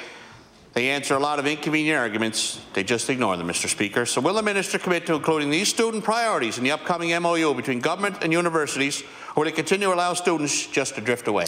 The Honourable Minister of Labour and Advanced Education. Thank you, Mr. Speaker. If the honourable member had read the last MOU, he would have seen that sexual violence was addressed in it. Mr. Speaker, as well, in terms of mental health supports on campuses, last year's budget... Please. The Honourable Minister of Labour has the floor. Thank you, Mr. Speaker. Last year's budget actually provided $500,000 to funding for mental health supports on universities. And Mr. Speaker, the pilot program was done the year before at Acadia University and showed great promise and great results. Mr. Speaker, as well, at Department of Labour and Advanced Education, I meet with student leaders on a quarterly basis, and we also meet with our university presidents on a quarterly basis. Our department is open to student leadership. Whenever I'm on campus, I seek out the presidents of the university student leadership and have meetings with them. And I hope that the Conservatives support that, because their counterparts in Ontario have been actually attacking student unions, and I hope that they can stand up and actually support student unions like we do. Thank you, Mr. Speaker. The Honourable Leader of the Official Opposition. Thank you, Mr. Speaker. My question is for the Minister of Immigration. Recently, we've heard this government applauding the number of new immigrants who came to Nova Scotia in 2018. And I'll admit the positive momentum is a good thing for this province. But on second glance, once you get past the shine of the headline, you realize that there's something hiding below. And what's hiding below is that 84% of the new immigrants to this province, 84%, settle in Halifax. So my question for the Minister of Immigration is, what is the government doing to encourage immigrants to settle outside of HRM? The Honourable Minister of Immigration. Thank you very much, Mr. Speaker. Thank you for the question. It gives me the opportunity to tell the honourable member, as well as everyone in the House, of the record-setting year that we had in 2018. Not only did we have the greatest number of landings in the province, we had the greatest approved applications. We created 2 new streams, the physician stream and the labour market impact stream. We have recruited more international students that decided to gain permanent residency to the province than ever before. and we've also nominated the first entrepreneurs under our business stream that we've created. These are all record-setting numbers. We're also very excited to work at the Atlantic immigration pilot, and I'll explain that to you next question. Go ahead. The Honourable Minister, the Honourable Leader of the Official Opposition. I think there was a truth there in the end, Mr. Speaker. The Minister is going to give me an answer no matter what I ask, because none of the answers correspond to the questions. I'm asking about why aren't we getting people to the rural areas? In 2018, 4,700 people settled in the Halifax area, but only 70 in Kentville. Less than 100 in each of Truro and New Glasgow, fewer than all of Cape Breton, 200. And the rest of the province combined, just 500 people. This is an imbalance that is not sustainable if our province is to thrive. And the minister can ignore it and come up with some accolades, but it will not lead to success for this province. So a successful rural Nova Scotia is a successful Nova Scotia. I'm going to ask the question again. What is the minister doing to boost immigration to our rural areas of our province? The Honourable Minister of Immigration. Thank you very much, Mr. Speaker. We've been working extremely hard with all the communities across the province. We've entered into partnership with the Cape Breton Partnership, with the Western region, as well as the various RENs across the province. We have been having one-on-one discussions with a number of players. We work with all university campuses and attend in person, I as the Minister and my staff, a number of times throughout the year. And let me tell you our success in the Atlantic immigration pilot. We have 40% that are outside the Halifax County that have subscribed to that. That is record numbers, because we know globally that people, newcomers, tend to come to large urban centres. So we are very pleased that the pilot, that 40% of businesses that have been endorsed come from outside the Halifax County. The Honourable Leader of the New Democratic Party. My question is for the Premier. Sometime in the period between the Boat Harbour Act and when Northern Pulp brought forward its proposal some 5 weeks ago, it must have begun to become apparent to the government. Certainly it was pointed out by us in the opposition. It must have become apparent that the company was running out of time in order to bring forward a proposal that would allow for both a fulsome environmental assessment and for the honouring of the Boat Harbour deadline. And yet the government, through that time, did nothing to ensure that a proposal was being brought forward. Can the Premier explain or account for the government's failure to ensure that a Northern Pulp proposal was brought forward in time to save the thousands of families and the many, many communities who are under a great cloud of uncertainty today? The Honourable Premier. Thank you, Mr. Speaker. I want to assure the Honourable Member I appreciate the support of all members of this House, Mr. Speaker, with the Boat Harbour Act. Mr. Speaker, some are looking to renege on that. Mr. Speaker, we think it's an important piece of legislation that allows us to continue to deal with the challenges that are associated with Boat Harbour and the fact that Pictou Landing has been dealing with this issue for decades. We are the first government to put a timeline in cleaning it up. We also believe, Mr. Speaker, that milk can coexist. But I want to remind the Honourable Member it is a private entity. It is up to that company to determine what decisions it makes, whether or not it's going to actually do the treatment center. I can't force them to do it, Mr. Speaker. It's up to them to make that decision. I think, fortunately for all of us, they've made that decision. Now it'll go through an environmental review, Mr. Speaker, to see if it actually can be cited where they are looking to be done, whether or not it would actually pass that environmental assessment.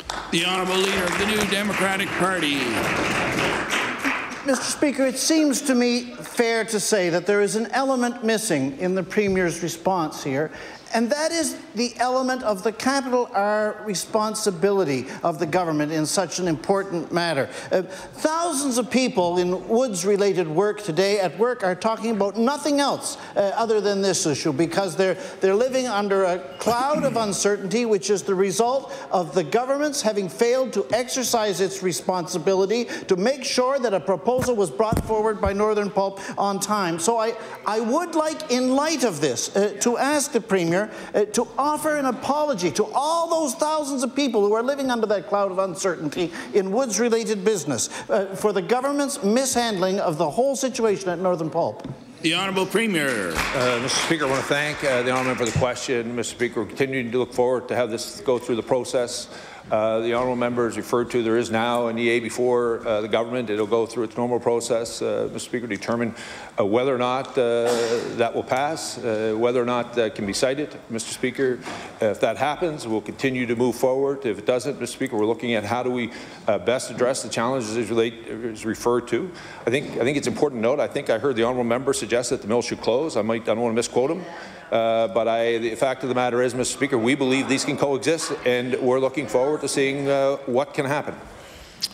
The Honourable House Leader for the Official Opposition. Mr. Speaker, a question for the Minister of Health about the Foyer Père Fils nursing home in Cheticamp. Mr. Speaker, this facility is almost 50 years old. They have some what I would consider reasonable requests before government. A bed pan sanitizer, replacement beds, roof repairs, plumbing repairs and air quality improvements. I would expect these to be pretty basic requests to make of government. How does the Minister evaluate these kinds of capital requests? The Honourable Minister of Health. Thank you, Mr. Speaker. As the members asked, the process when facilities or facility operators file a request with their capital needs, particularly emergency-based ones, Mr. Speaker. They do go into the department. Staff review those, Mr. Speaker, based upon the needs of the facilities and other requests that come in, and decisions are made accordingly. Mr. Speaker, that's the process that goes through. There's a budget allocated for that work, and again, there's a significant amount of money that's put forward to our long-term care facilities to help improve their capital situation. The Honourable House Leader for the Official Opposition. At the end. At the very end? Okay, sorry. Mr. Speaker, residents have experienced being moved out of their rooms to uncomfortable locations due to plumbing issues, enduring last summer's heat wave without proper air conditioning. And when I think of a bedpan sanitizer, I think about how important it is to minimize the spread of C. difficile and the cost of that if that were to spread and the harm that would do to the residents of the nursing home. So, Mr. Speaker, I think these are reasonable requests. Would it be reasonable to expect that these funding requests will be included in the 2019-20 budget? The Honourable Minister of Health. Thank you, Mr. Speaker. As my colleague, the Minister of Finance and Treasury Board announced earlier this session, the budget, the provincial budget will be introduced later this month, and we'll have our budget allocations that go through at that time. I hope the member opposite will support the budget that is tabled, because, Mr. Speaker, it does include funding for the Department of Health and Wellness priorities and investments that we need to make across this province for long-term care services, as well as other healthcare services for Nova Scotians from one end of the province to the other. The Honourable Member for Colchester, Musquodoboit Valley. Thank you, Mr. Speaker. My question through you is to the Minister of Transportation and Infrastructure Renewal. Highway 289 is a major artery in my constituency that spans 98 kilometres and touches 20 rural communities from Brookfield to New Glasgow.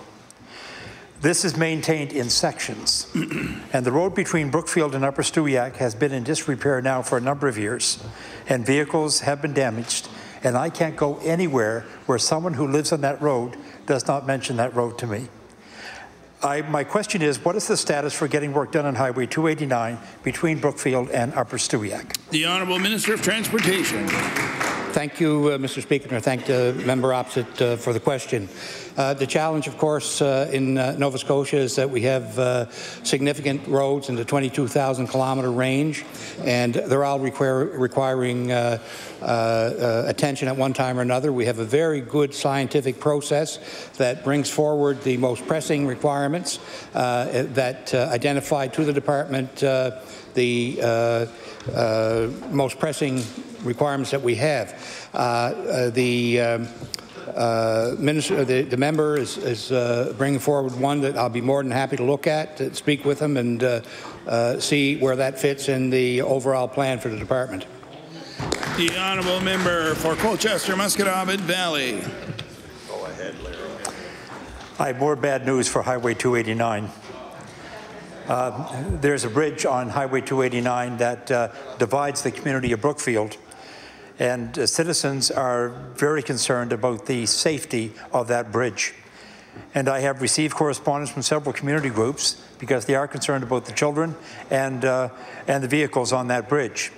So is there a time frame in place for getting repairs done to that bridge? The Honourable Minister of Transportation. Thank you very much, Mr. Speaker, and thank the member opposite for the question. We have a significant inventory of structures in the province on the basis of, I think, around 4,000. And let me assure the member and the House and all Nova Scotians that we have a very rigorous testing process to ensure that the bridges are suitable for the loads that are being carried.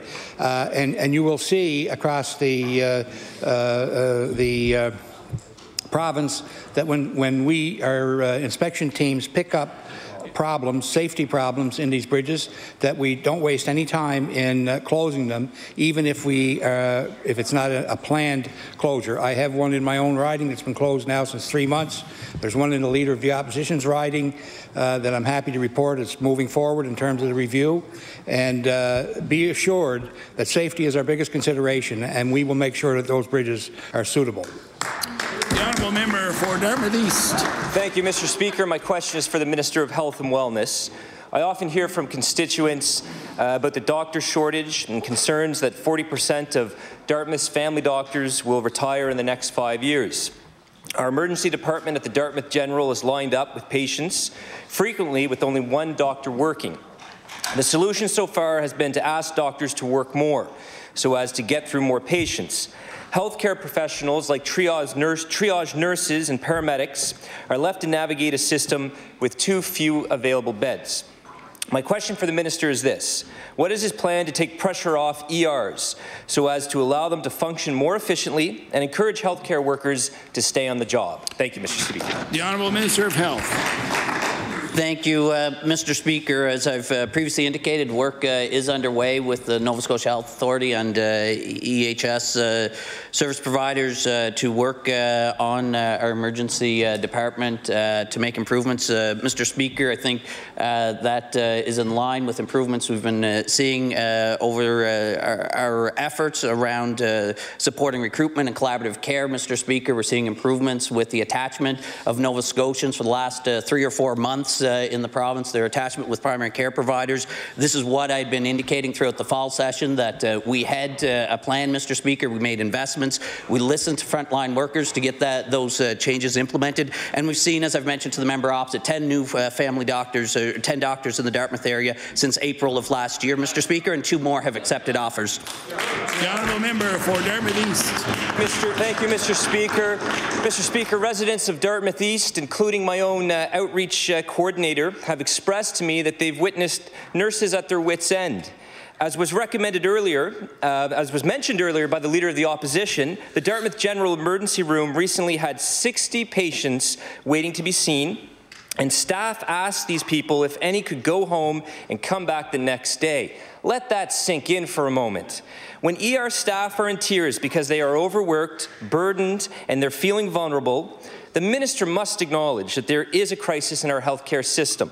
So my question is this: what will the minister do to make frontline healthcare professionals feel protected on the job, and how will he encourage healthcare workers to stay on the job amidst so much chaos in the system? Thank you, Mr. Speaker. Honourable Minister of Health. Thank you, Mr. Speaker. As mentioned previously, and I believe the member likely would have heard from some physicians, Mr. Speaker, as well, that one of the challenges with the volume in our emergency departments relates to people going to emergency departments who require primary care. That's why, for the last period of time, Mr. Speaker, we've had a sustained and focused effort on improving primary care access. We've been investing in collaborative care practices, introduced new recruitment initiatives, Mr. Speaker, including with my colleague colleague, the Minister of Immigration, a new immigration stream, which she talked about earlier. We've seen success through that program. 5 international doctors went to Dartmouth, Mr. Speaker. I had an opportunity to meet with them just last week to talk about their experience and the fact that they're seeing already, after only starting late in the fall, upwards of 1,400 patients in their clinic each, Mr. Speaker, already. So we see a lot of potential in providing better primary care to all Nova Scotians. That'll help reduce pressure in our emergency departments. The honourable member for Cape Breton-Richmond. That was a long one, Mr. Speaker. Mr. Speaker, Nova Scotians expect a basic uniform standard of health care in this province. We're certainly not getting it. I was recently contacted by an oral surgery cancer patient who paid $300 for a visit with the oral surgeon in CBRM. Oral surgeons with offices outside a hospital setting do not have their office visits covered by MSI.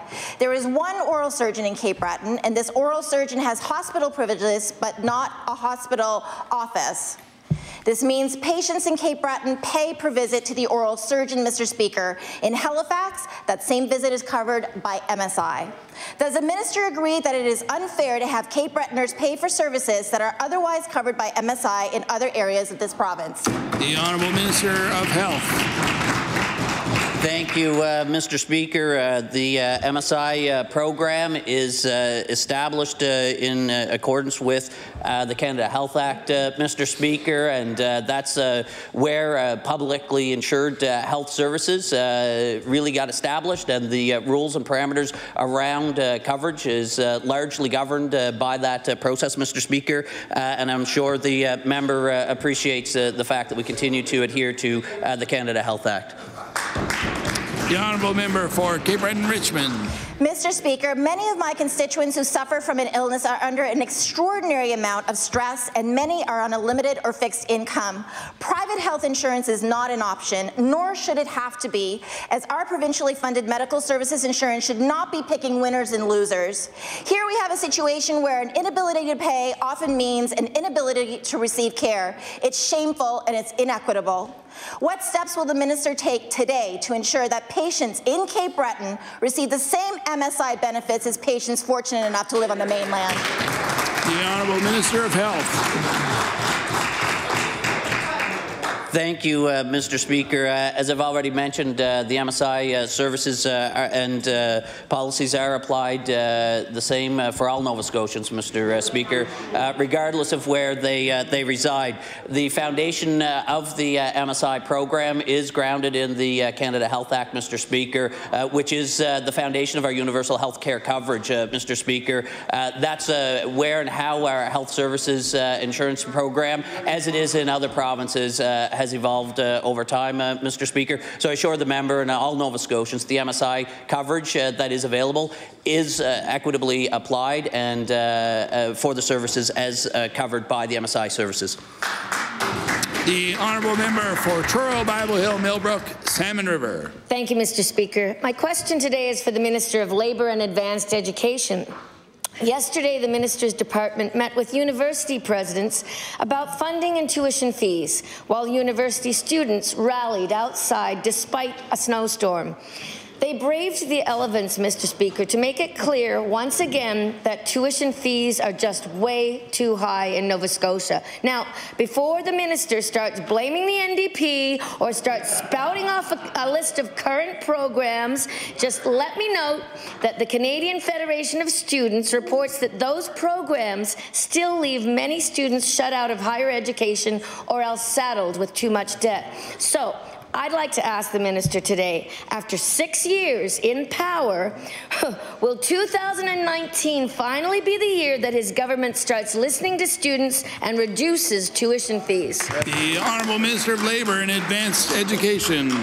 Thank you, Mr. Speaker, and I will reiterate once again that our government has been meeting with student leaders every quarter since we've been elected. And Mr. Speaker,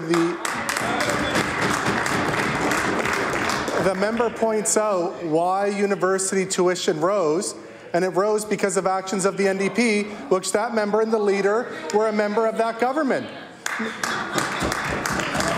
You cannot expect to cut funding to universities by 10%, Because at that point, the universities have two other streams to get money, either raise tuition or add on debt. And Mr. Speaker, as been witnessed over the last 2 years in this province, we've supported universities that could not be sustained because the debt load went too high because of cuts made by the NDP. The honourable member for Truro, Bible Hill, Millbrook, Salmon River. Mr. Speaker, sometimes I have to call this place the fun house because people are just so full of funny remarks. It has been, let me repeat, 6 years. And this minister is still going to blame the NDP? Give me a break.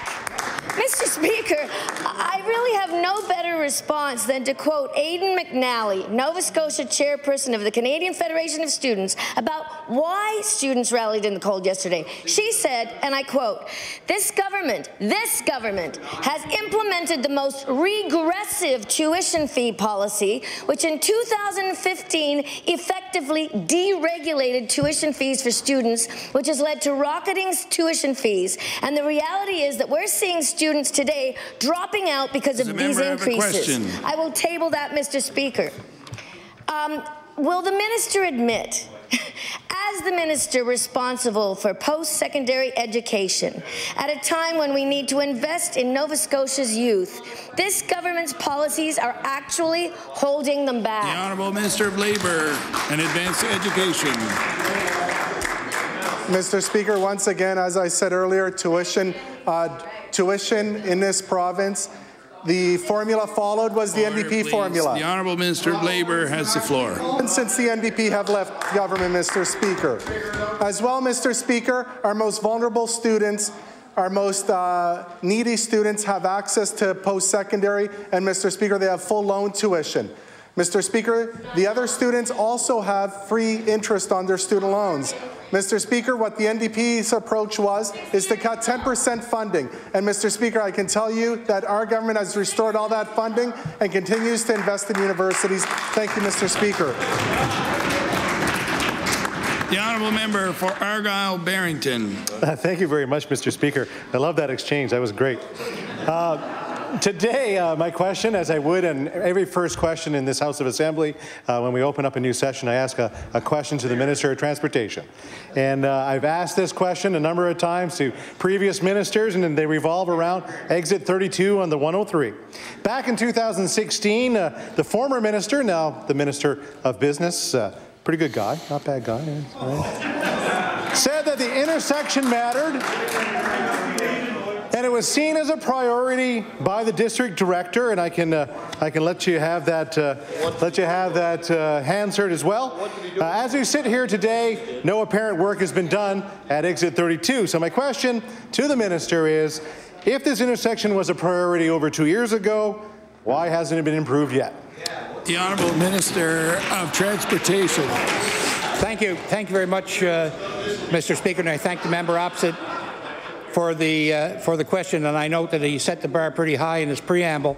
But as a matter of fact, we are looking very closely at that significant connector down there. There are actually three intersections that we're hoping to come up with a very comprehensive solution for, and I'd like to assure the member and the people of those communities that that is on our radar, that it is moving forward, and it's in consideration for not too distant future work that will be completed. The Honourable Member for Argyll-Barrington. Thank you very much, Mr. Speaker. I know my colleagues are trying to tell me to tell a joke about a Scud missile, but I'm going to stay away from it. Exit 32 is a flat crossing that accesses the community of Argyll Head and the long-term care facility of Nikhil Home. The former minister said the sightlines were a concern for safety. The former minister said that he intended to look at some of the programming to see what the short-term and medium-term fixes could be. And they've been looking, the residents have been looking for a long time for this to get fixed. Would the minister please tell the House the cost of the short and medium-term fixes, and let us know when that work might begin? The Honourable Minister of Transportation. Thank you, Mr. Speaker. And yes, we are looking at short-term fixes and also long-term fixes.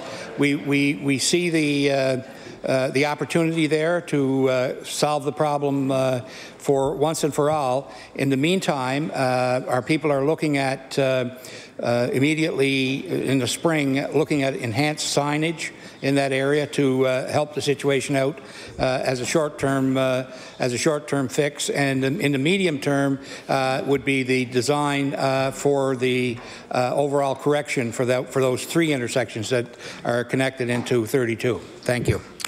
The honourable member for Kings North.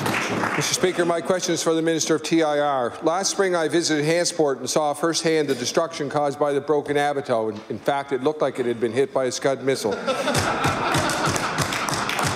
Irreparable damage was caused to properties, and months went by before the government committed to helping. So it was a relief to hear the local MLA announce the government would repair the Abato.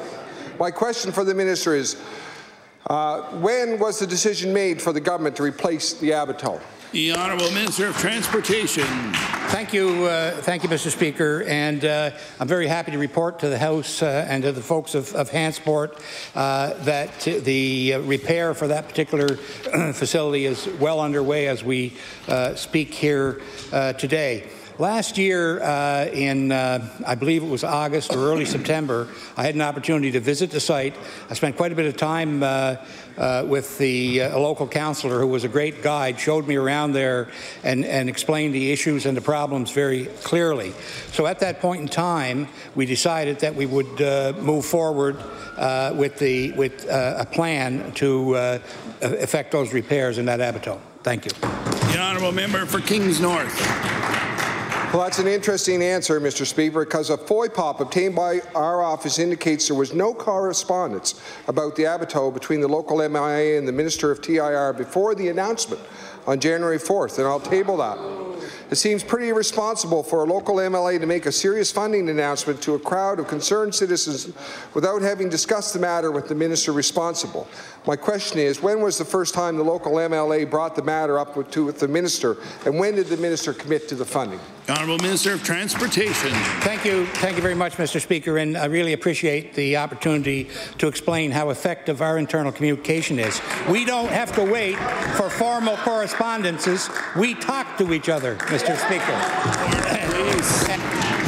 Time allotted for oral questions put by members to ministers has expired. We'll now move on to government business. Just before we do that, the Honourable House Leader for the New Democratic Party. Thank you, Mr. Speaker. I'd like to raise a point of order.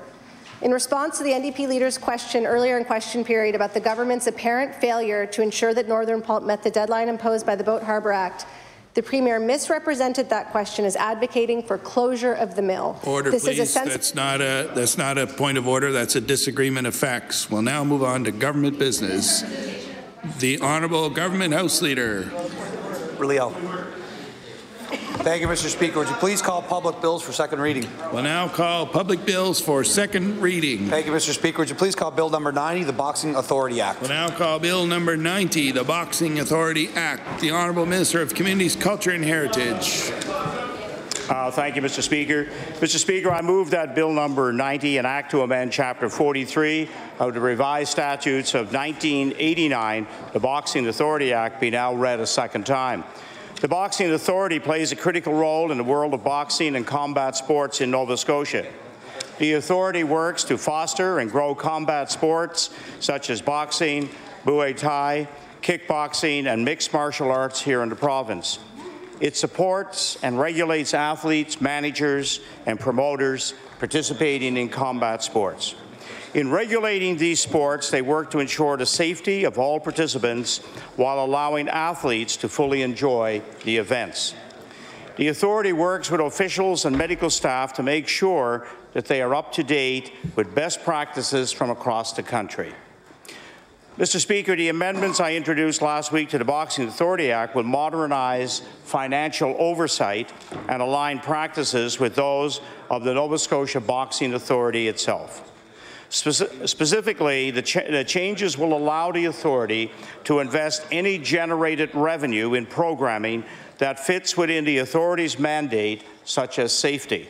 This will make it easier for them to continue to make sure that we are current with the country's best practices in combat sports. It will make training opportunities more accessible and would help further the work of the authority. The existing legislation requires all revenue by the authority to flow directly to the province. The amendments will also modernize the financial oversight of the boxing authority by allowing the authority to choose its own auditor on an annual basis. Mr. Speaker, it's been 30 years since this legislation was last updated, and these changes will bring the boxing authority into the 21st century. They will allow the authority to modernize their practices and will play a significant role in the progress of the organization, the sports it supports and regulates, and in the development of our athletes. Mr. Speaker, I'm proud to bring forward these amendments for the consideration of the House. The honourable member for Cole Harbour Eastern Passage. Thank you, Mr. Speaker, and I am honoured to have the opportunity to speak to Bill 90. And I realize that it's a fairly brief and more of a housekeeping bill. There are just a few comments that I wanted to make. I understand that this is a bill that hasn't been looked at in over 30 years, so obviously we want to modernize the financial oversight and some of the other issues that are raised. One of the questions that I do have for the minister that perhaps can be addressed later on is in the amendments and introduction here in the sections, it talks about that the authority shall prepare and submit to the minister an annual budget as prescribed by the regulations. It also suggests that the authority shall submit to the minister such business plans as may be prescribed by the regulations. What I don't see in here, and maybe it's somewhere else, is the requirement for an annual report to be submitted to the minister. So I'm not sure if it's in previous legislation. I couldn't find any. So I wonder if the minister could address that for us in his closing remarks. Second thing that I wanted to bring up is in the Boxing Authority regulations from 2002, which is a much more detailed document. It talks about the annual medical examination. And I'm wondering if the minister had considered reviewing the annual medical examination and the guidelines surrounding that, because they were from 15 years ago or 16 years ago. One of the things that I noted is that in order for a boxing match to take place, you need 2 physicians to be present, as well as at least 2 paramedical personnel. And if I'm reading that correctly, my initial reaction was, I don't get that kind of attendance in the emergency department. So although we want to keep our boxers and anybody else involved in this industry, I'm wondering who pays for those people to be in attendance.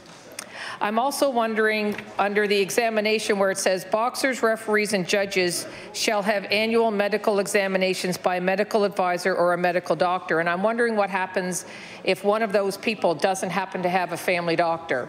Where do they go to get that evaluation done? And what happens if they can't get in to get it done?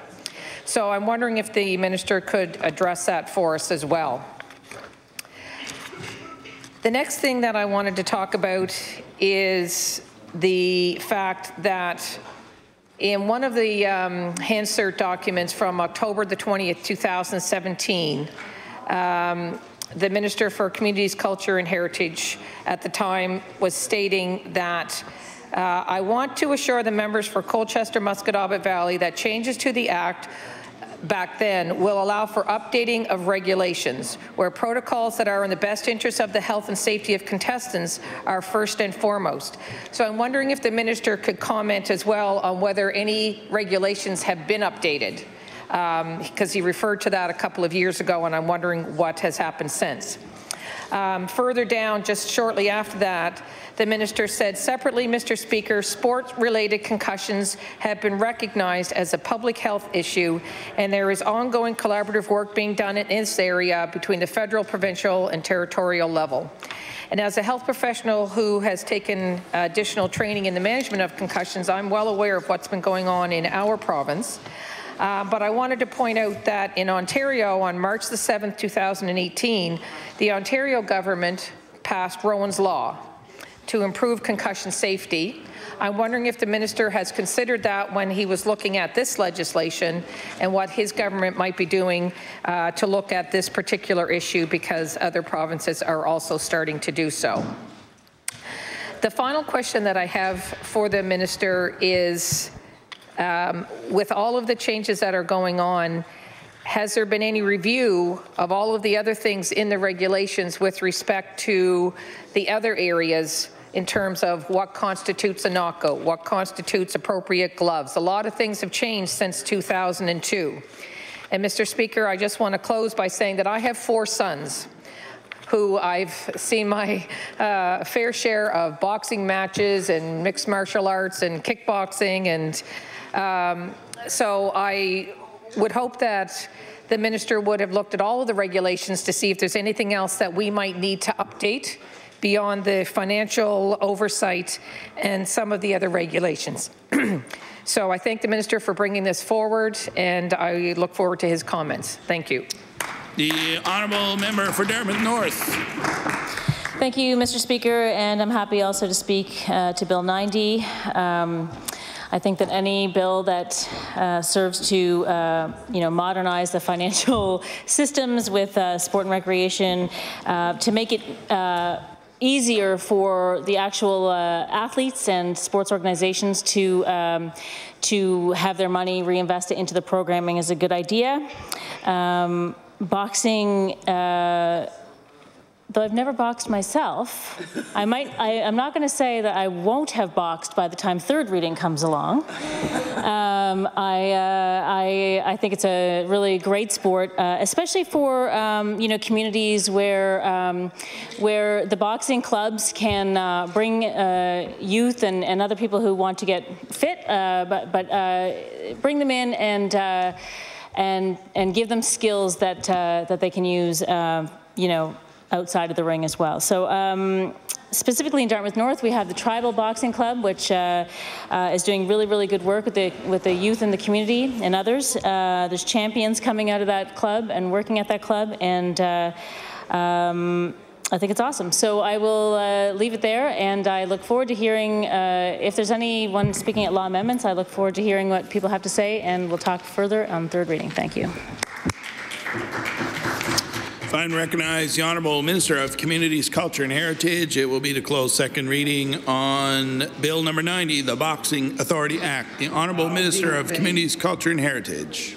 Thank you very much, Mr. Speaker, and I thank my colleagues in the House, members opposite, for their comments, but also questions around this particular piece of legislation. It was brought forward originally a couple of years ago, and as regulations were being finalized, there were a few areas, and the auditing being one that did stand out. Because in the old Act, in the original Act of 1989, it said that the Auditor General would in fact do the auditing of the Boxing Authority. But because it's such a very, very small amount of money, that did not take place.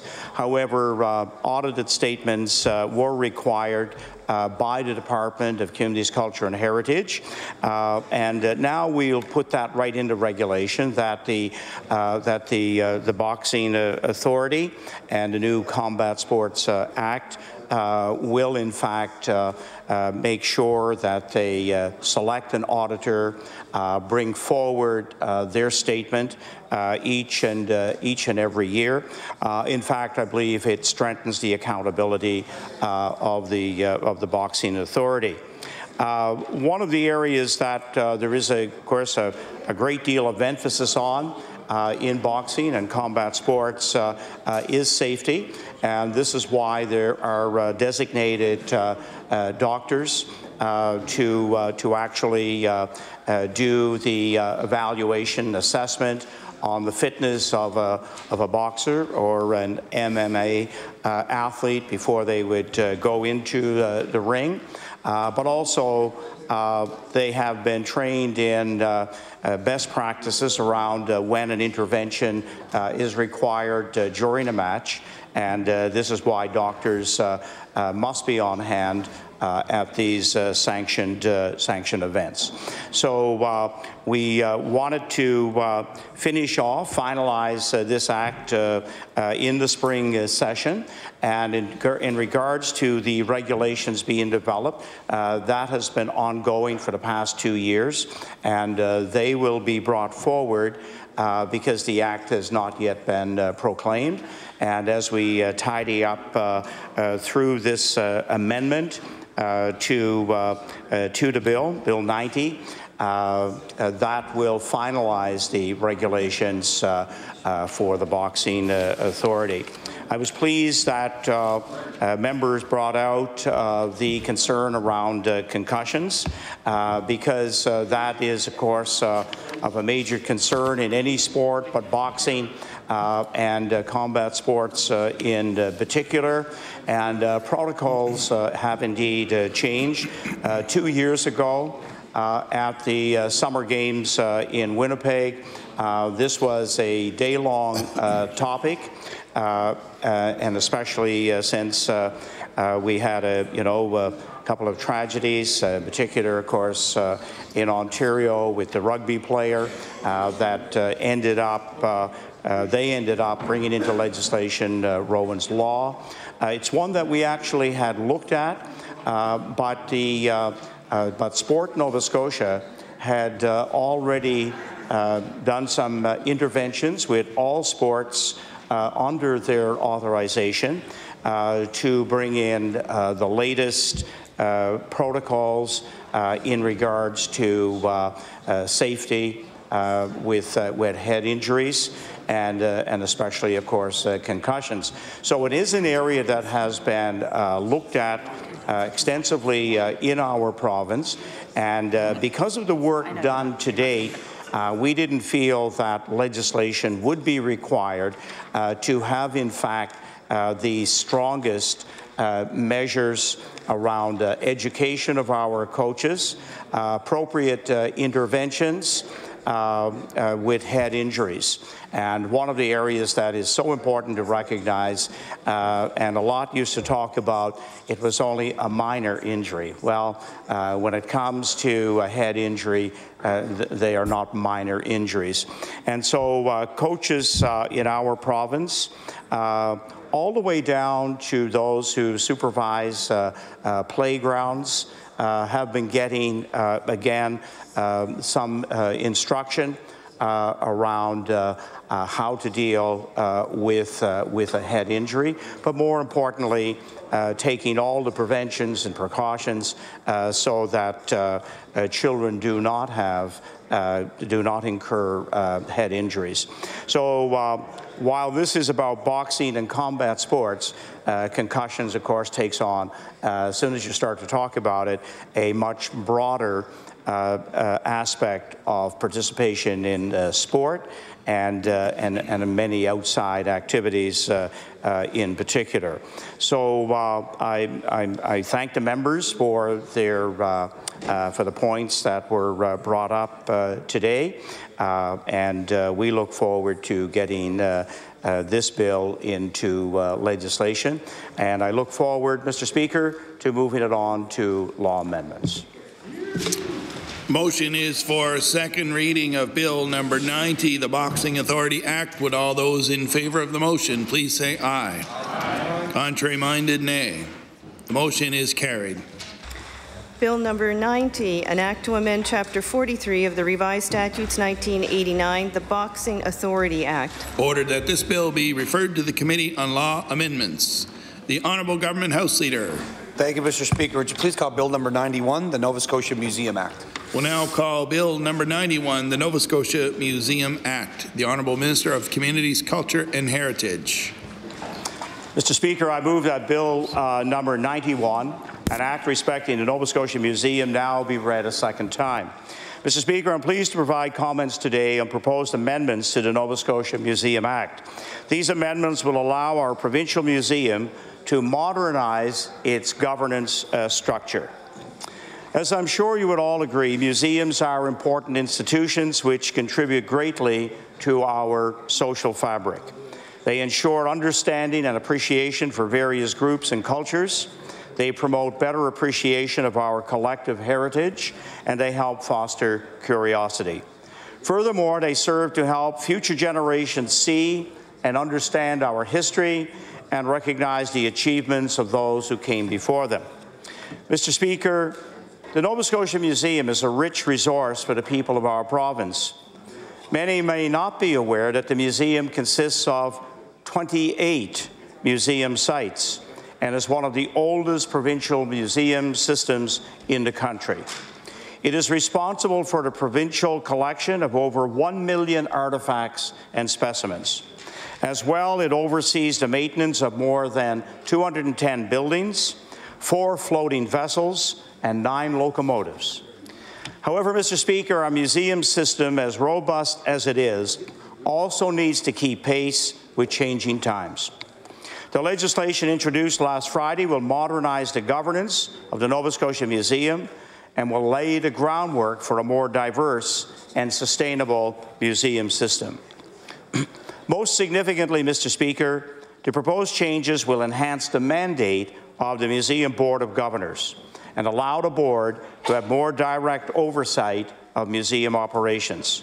Currently, the work of the board revolves around advancing the research agenda of the museum and overseeing supporting special projects.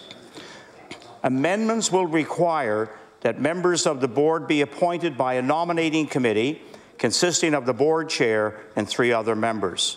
The nominating committee will, when possible, recommend candidates that reflect Nova Scotia's cultural, generational, geographic, gender, and ability diversity. The experience and expertise these candidates will bring will, I believe, strengthen the provincial museum system. Currently, the board of our provincial museum is required to meet 4 times per year. Under the new amendments, the board will be required to meet 8 times per year, which will enhance their oversight of the museum. In addition, the amendments will allow the Board of Governors to prescribe visitor fees. Currently, museum fees are set as part of the larger list of government user fees. These amendments will put them instead under the jurisdiction of the Museum Board. I want to emphasize that I believe everyone, both citizens and visitors to our province, should have access to the Nova Scotia Museum. Any potential fee increase will not be prohibitive. The proposed changes will also give the Board of Governors the mandate to fundraise and to more effectively market the museum's unique offerings. Fundraising could allow for the museum to help fund new, innovative programming, exhibit development, and collection of acquisitions. I should add, Mr. Speaker, that all these amendments were developed as a result of consultations with the people of our province. In March of 2017, the government was told by museum visitors and non-visitor museums that we should look to attract new and exciting exhibits. A small fee increase would be acceptable as long as admission is still affordable. And third, the museum should be permitted to form partnerships with foundations and private individuals to attract traveling exhibits. I believe that the changes we are making to the legislation will help our museum meet the wishes of Nova Scotians. I want to be clear, Mr. Speaker, that government oversight of our provincial museum will not be compromised because of these amendments. It is important to note that the Deputy Minister of Communities, Culture and Heritage will guide the transition of the board in order to help them fulfill their new mandate. Part of this work will be the creation of guiding bylaws, which will be approved by government. Likewise, government retains the ability to create any regulations necessary in the future or even to further amend the Act if this should be necessary. A notable new accountability measure will be that the Board of Governors will be required to provide a formal accountability report to government on an annual basis. In addition, Communities, Culture and Heritage will have representation on the board. And the Director of the Museum will work closely with and support the Board of Governors as its Secretary. As I mentioned above, Mr. Speaker, the Nova Scotia Museum is an important institution that reflects the incredible diversity of our province's human and natural histories. I believe that the changes we are proposing will help us in our efforts to reposition the system to attract broader and bigger audiences and tell the compelling stories that Nova Scotians want to see and hear. Mr. Speaker, I'm sure there will be a number that would like to speak to this proposed legislation. And with that, Mr. Speaker, I take my place. The honourable member for Cole Harbour Eastern Passage. Thank you, Mr. Speaker. I'm honoured to rise today to speak on Bill 91. I have some comments that I want to read, but I wanted to address the minister's introduction to the bill and just have a couple of questions for him to consider. The first thing that he said was that, if I got it correct, that the Board of Governors were going to meet more frequently, from I believe 4 to 8 meetings per year. And he said that that would ensure greater government oversight. So I just want to go on the record as saying that 8 is more than 4. So when we look at public accounts going from once a week to once a month, that means he would concede that that is less government oversight. So I just wanted to make that point that when it comes to museums, we are increasing the oversight, but when it comes to healthcare and public accounts, we're reducing it. One of the things that I wanted to ask about is he mentioned in his opening remarks that the changes that were proposed, and there's quite a number of them, there's a whole whack of things that are being introduced and a whole bunch of things that are being taken out, that there were consultations with people around the province. And the first question that I hope the minister will address is, he talked to people about the changes to put into this bill.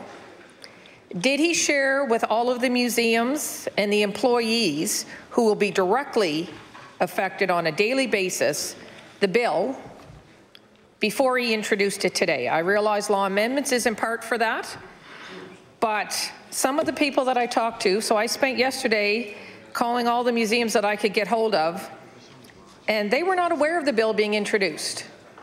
These are the people who are going to be directly affected by this bill, and they hadn't heard about it. So I'm wondering why that is.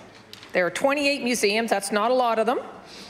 So I'm wondering if the minister can tell us why they weren't aware of this and some of them read it on the news. So I agree wholeheartedly with the minister about the value of our museums. I don't have a museum in my community, but I do have the Fisherman's Cove Heritage Centre, and I know how much we value that. And of course, after 30 years, you know, most bills need a second look.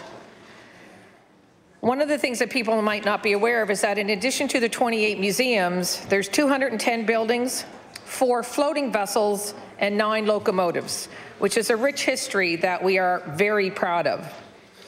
But when we get down to changing governance, we need to look at how we're going to do that and who's going to be impacted, and are they going to buy into this, or are they going to be told this is what you're doing, like it or not?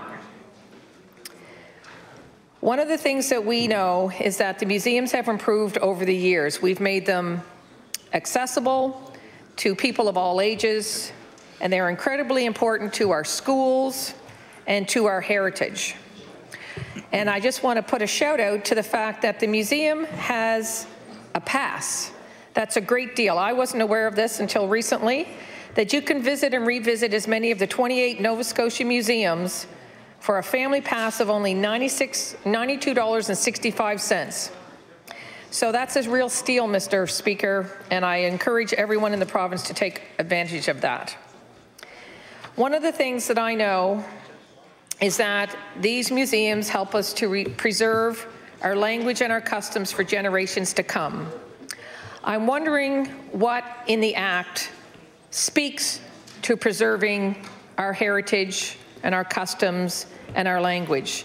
I didn't really see a whole lot in the Act that ensures that, and I realize there's a cultural action plan which may address it in a greater way, but I'm wondering if it's not time to include it in something like this. We know how vital museums are for Nova Scotians, for their employment, for their education, for future career aspirations, and for the maintenance of all of the heritage items that we have collected over the past couple of decades. But I want to talk about the bill specifically right now. As the museum people that I talk to will say, is the museum system is very complex in Nova Scotia. Some are open all year round, some are open only seasonally. The 8 that are open all year long already have their own board of directors. So I'm wondering, when we're talking about increasing the oversight of the Board of Governors, how does that impact those museums that already have their own board of directors who are currently not responsible to the Board of Governors? Does this mean now that those boards of directors are now going to be directly responsible to the Board of Governors and have to supply them with information? I'm not saying it's wrong, I'm just asking for the minister to clarify that. We understand that some of the changes are meant to help with compliance with all of the things that are offered around the province, but there are some pros and cons to the legislation that were brought forward to me by some of the museums that I spoke with. One of the things that one comment I received was that the Board of Governors had been largely a figurehead for decades, so will this give them a more relevant role in terms of raising money, but at what cost? If these museums are given the mandate to raise money, does this mean that the government intends to cut back on funding? We know that several years ago, the budgets to the museums were cut.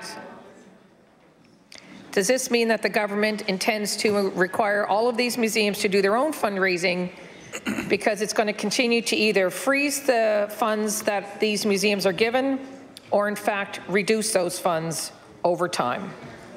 As the museums reminded me, they are entirely dependent on the money given to them by the government. Approximately 75 to 80% sustains them. Their staff want to know that their jobs are secure and not dependent on fundraising.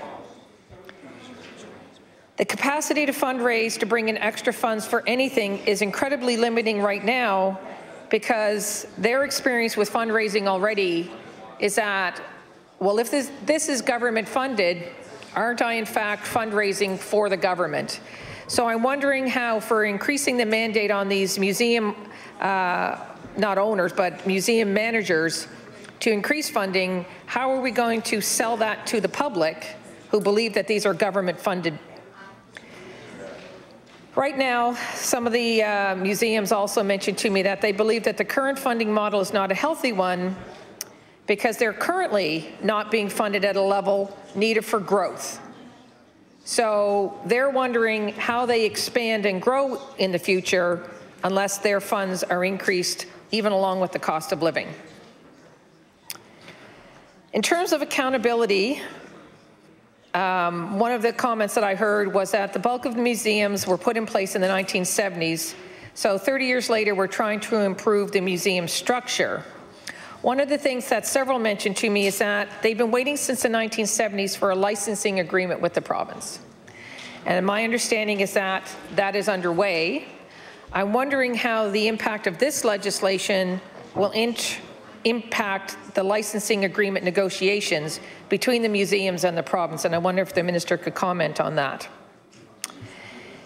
In terms of funding, the museum owners admit that they have been hindered, or not owners, museum managers or staff have said that they have been hindered in terms of fundraising, and so they're looking forward to this change that will make it easier for them. But they want to know that there is a sustainable future for all of them, not just perhaps the ones with the best exhibits in certain regions that have the greatest number of visitors. So, one of the things that I wanted to ask is the complex collection of all of the museums, the floating vessels, the 9 locomotives. What is the plan in place for them once the licensing agreements are in place in terms of who's going to pay for what? So one of the questions that I was advised to ask you right now is, Will the government and TIR, once the licensing agreements are in place complete control over how the money is spent at the TIR level, or will the museum still have some ability to make decisions as to where they would like to see the money spent? Finally, the last thing that was in the bill, in section 15, says that a report must not be made public without the minister's approval. What I'm wondering is, why was it worded that way, that the minister has to approve it? Could it not have been worded that a report must not be made public until the minister has had a chance to read it? I think if we're looking at transparency and accountability, I think that there should be something in this bill that allows that report, for sure, to be released to the public, since they're the one paying our salaries. So in conclusion, Mr. Speaker, there are issues around letting the museum staff affected by this bill know about it through social media. There are issues around transparency in terms of reports that are going to be getting released or maybe not. And there are issues around governance, powers, and funding models changing the way our museums are going to be run. And therefore, we are concerned that the museums will not be given enough time to make sufficient comments, but we'll wait to see what discussions come forth at law amendments. And I would encourage this government to give the museum staff a heads up next time so that they can more adequately prepare for law amendments. Thank you, Mr. Speaker. The honourable member for Dartmouth North.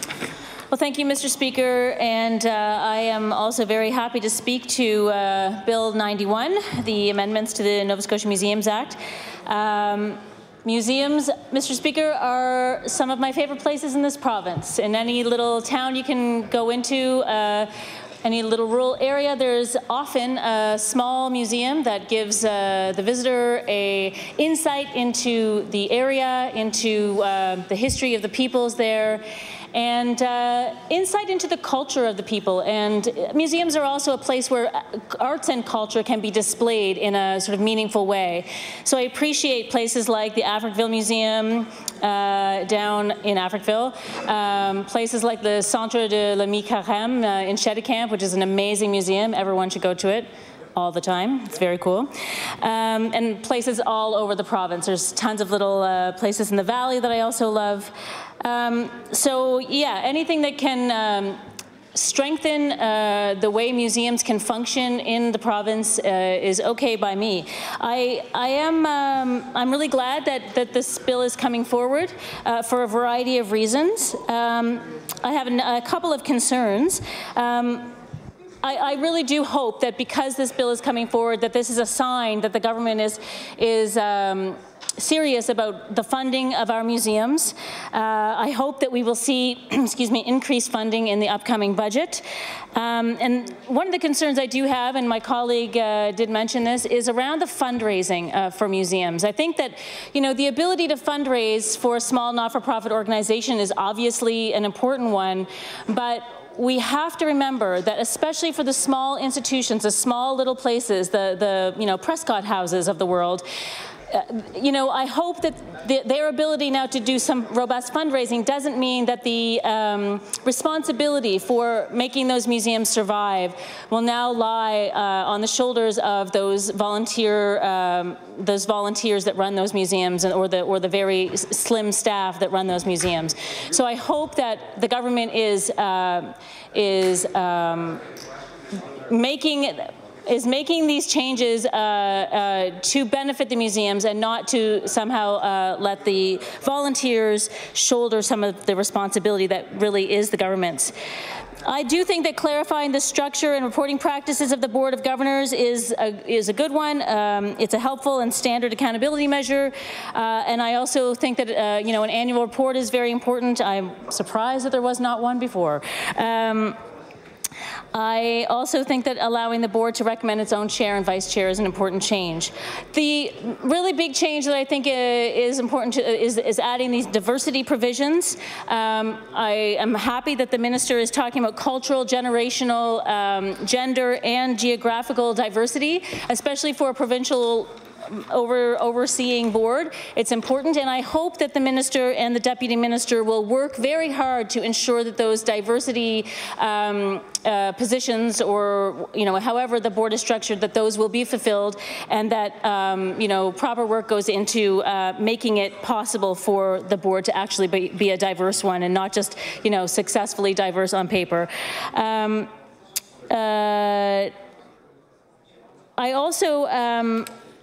I also think that the fact that the museums can prescribe their own visitors' fees is important.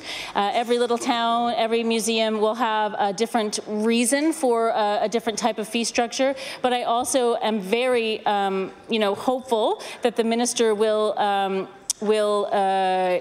abide by his comments to keep Nova Scotia museums accessible. One of the best things about being in England and touring around England and the UK is that the museums there are free, the national museums, and it is amazing, and they are full of people all the time. If we could move to a system like that in Nova Scotia and in Canada, I think we would be doing everyone a service.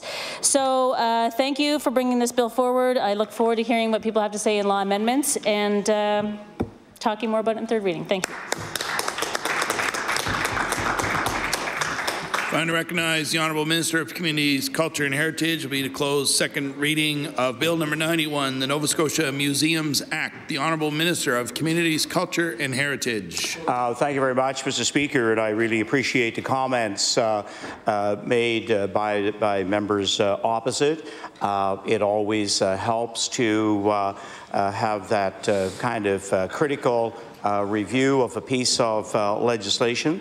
And also, of course, we being one of the few provinces that have law amendments and an opportunity for the public to have their say and to bring forward a change in a bill. I do want to first strongly emphasize that the draft bill did go to museum staff at the provincial museums. Now, whether every single staff person saw it, maybe not, but I can guarantee that it did go forward in terms of a draft piece of legislation. And we also have to realize were some of the museums one of our 28 that are part of the provincial system, because we also have 69 CMAPs, which are community again supported museums across the province.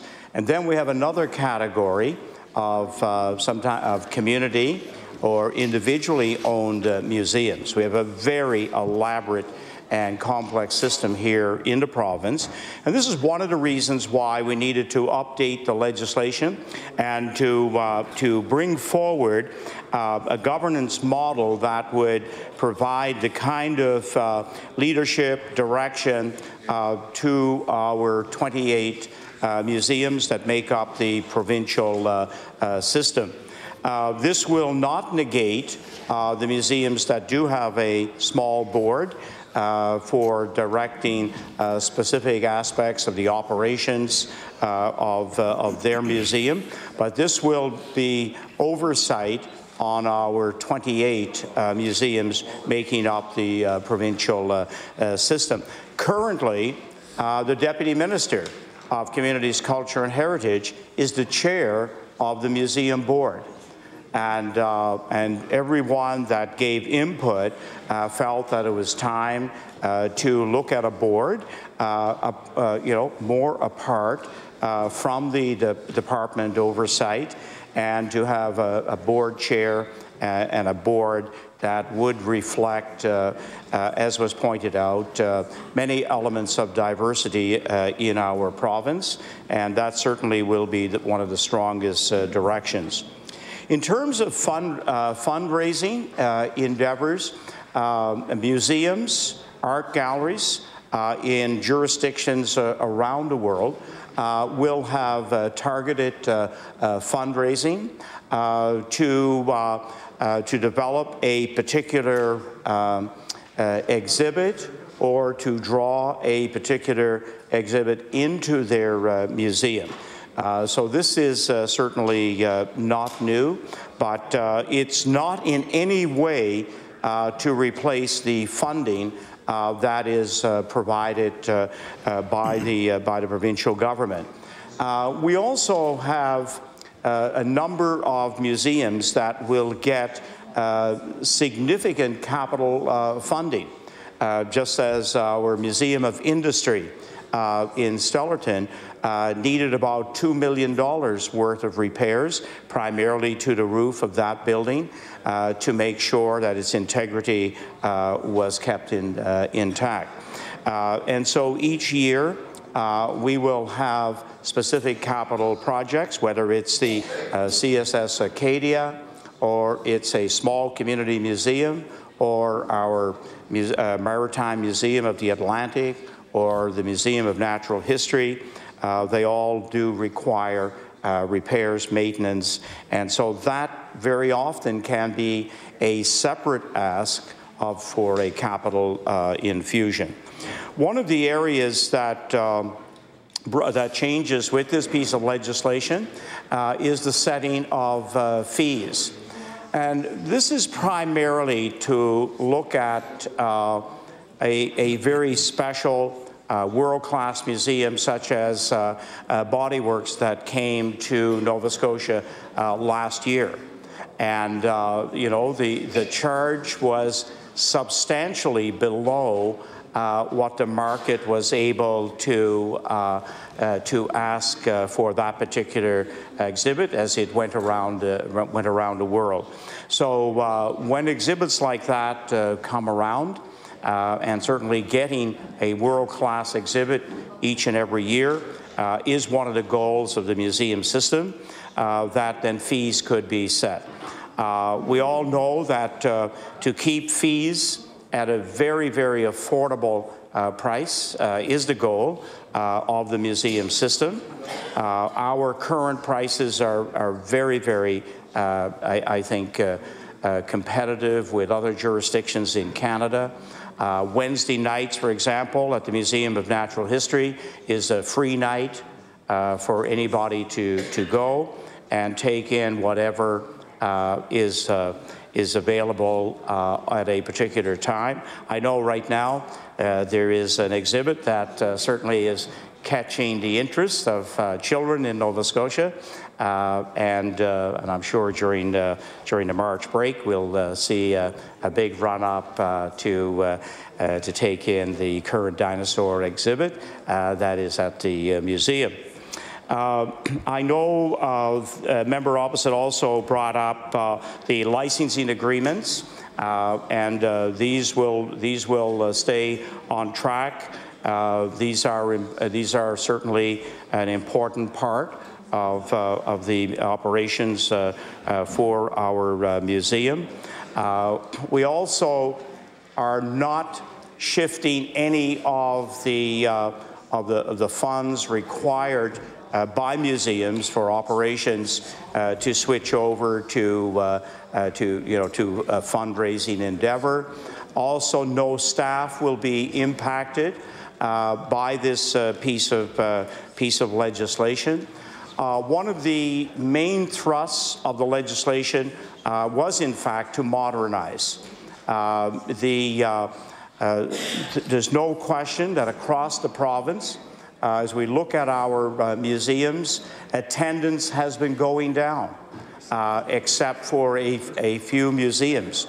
So to now make them more interactive, to bring in some of the digital world, to keep exhibits moving around the province, which is something we have not been doing, I believe is an important part of that modernization, and to bring Nova Scotians back into the museums so that our unique and special stories and accounts of our over 13,000 years of history can in fact be available to all Nova Scotians. I believe that covers off. I know there was a question around the report. being made public. In fact, it may be the wording there more than anything. It's obviously so that, in my view, the minister is well aware of the annual report and that he would have read it before being asked about it by Nova Scotians. So I think that covers a good number of the areas that were raised by opposition. So I look forward to those who will have some concerns or an interest in this piece of legislation coming into law amendments. And with that, Mr. Speaker, I look forward to it going to law amendments. The motion is for second reading of Bill number 91, the Nova Scotia Museums Act. Would all those in favor of the motion please say aye. Aye. Contrary-minded, nay. The motion is carried. Bill number 91, an act respecting the Nova Scotia Museum. Ordered that the bill be referred to the Committee on Law Amendments. The Honourable Government House Leader. Thank you, Mr. Speaker. That concludes government business for today. Don't be sad, everyone. We'll be back again soon. I move that the House now rise to sit again tomorrow, Wednesday, March 6th, between the hours of 1 p.m. and 5:30 p.m. And with Wednesday being Opposition Day, it's my pleasure to give the floor over to the new NDP House Leader, who will call tomorrow's business. The Honourable House Leader for the New Democratic Party. Thank you, Mr. Speaker. Following daily routine and question period tomorrow, we'll call the following opposition business. Bill number 98, an act to amend the Workers' Compensation Act, followed by Bill number 86, the Emergency Department Standards Act. I now move that we rise to meet again tomorrow between the hours of 1 and 5:30. Motion is for the House to adjourn to rise again tomorrow, Wednesday, March the 6th, between the hours of 1 p.m. and 5:30 p.m. Would all those in favor of the motion please say aye. Contrary-minded, nay. The motion is carried. The House now stands adjourned until tomorrow at 1 p.m.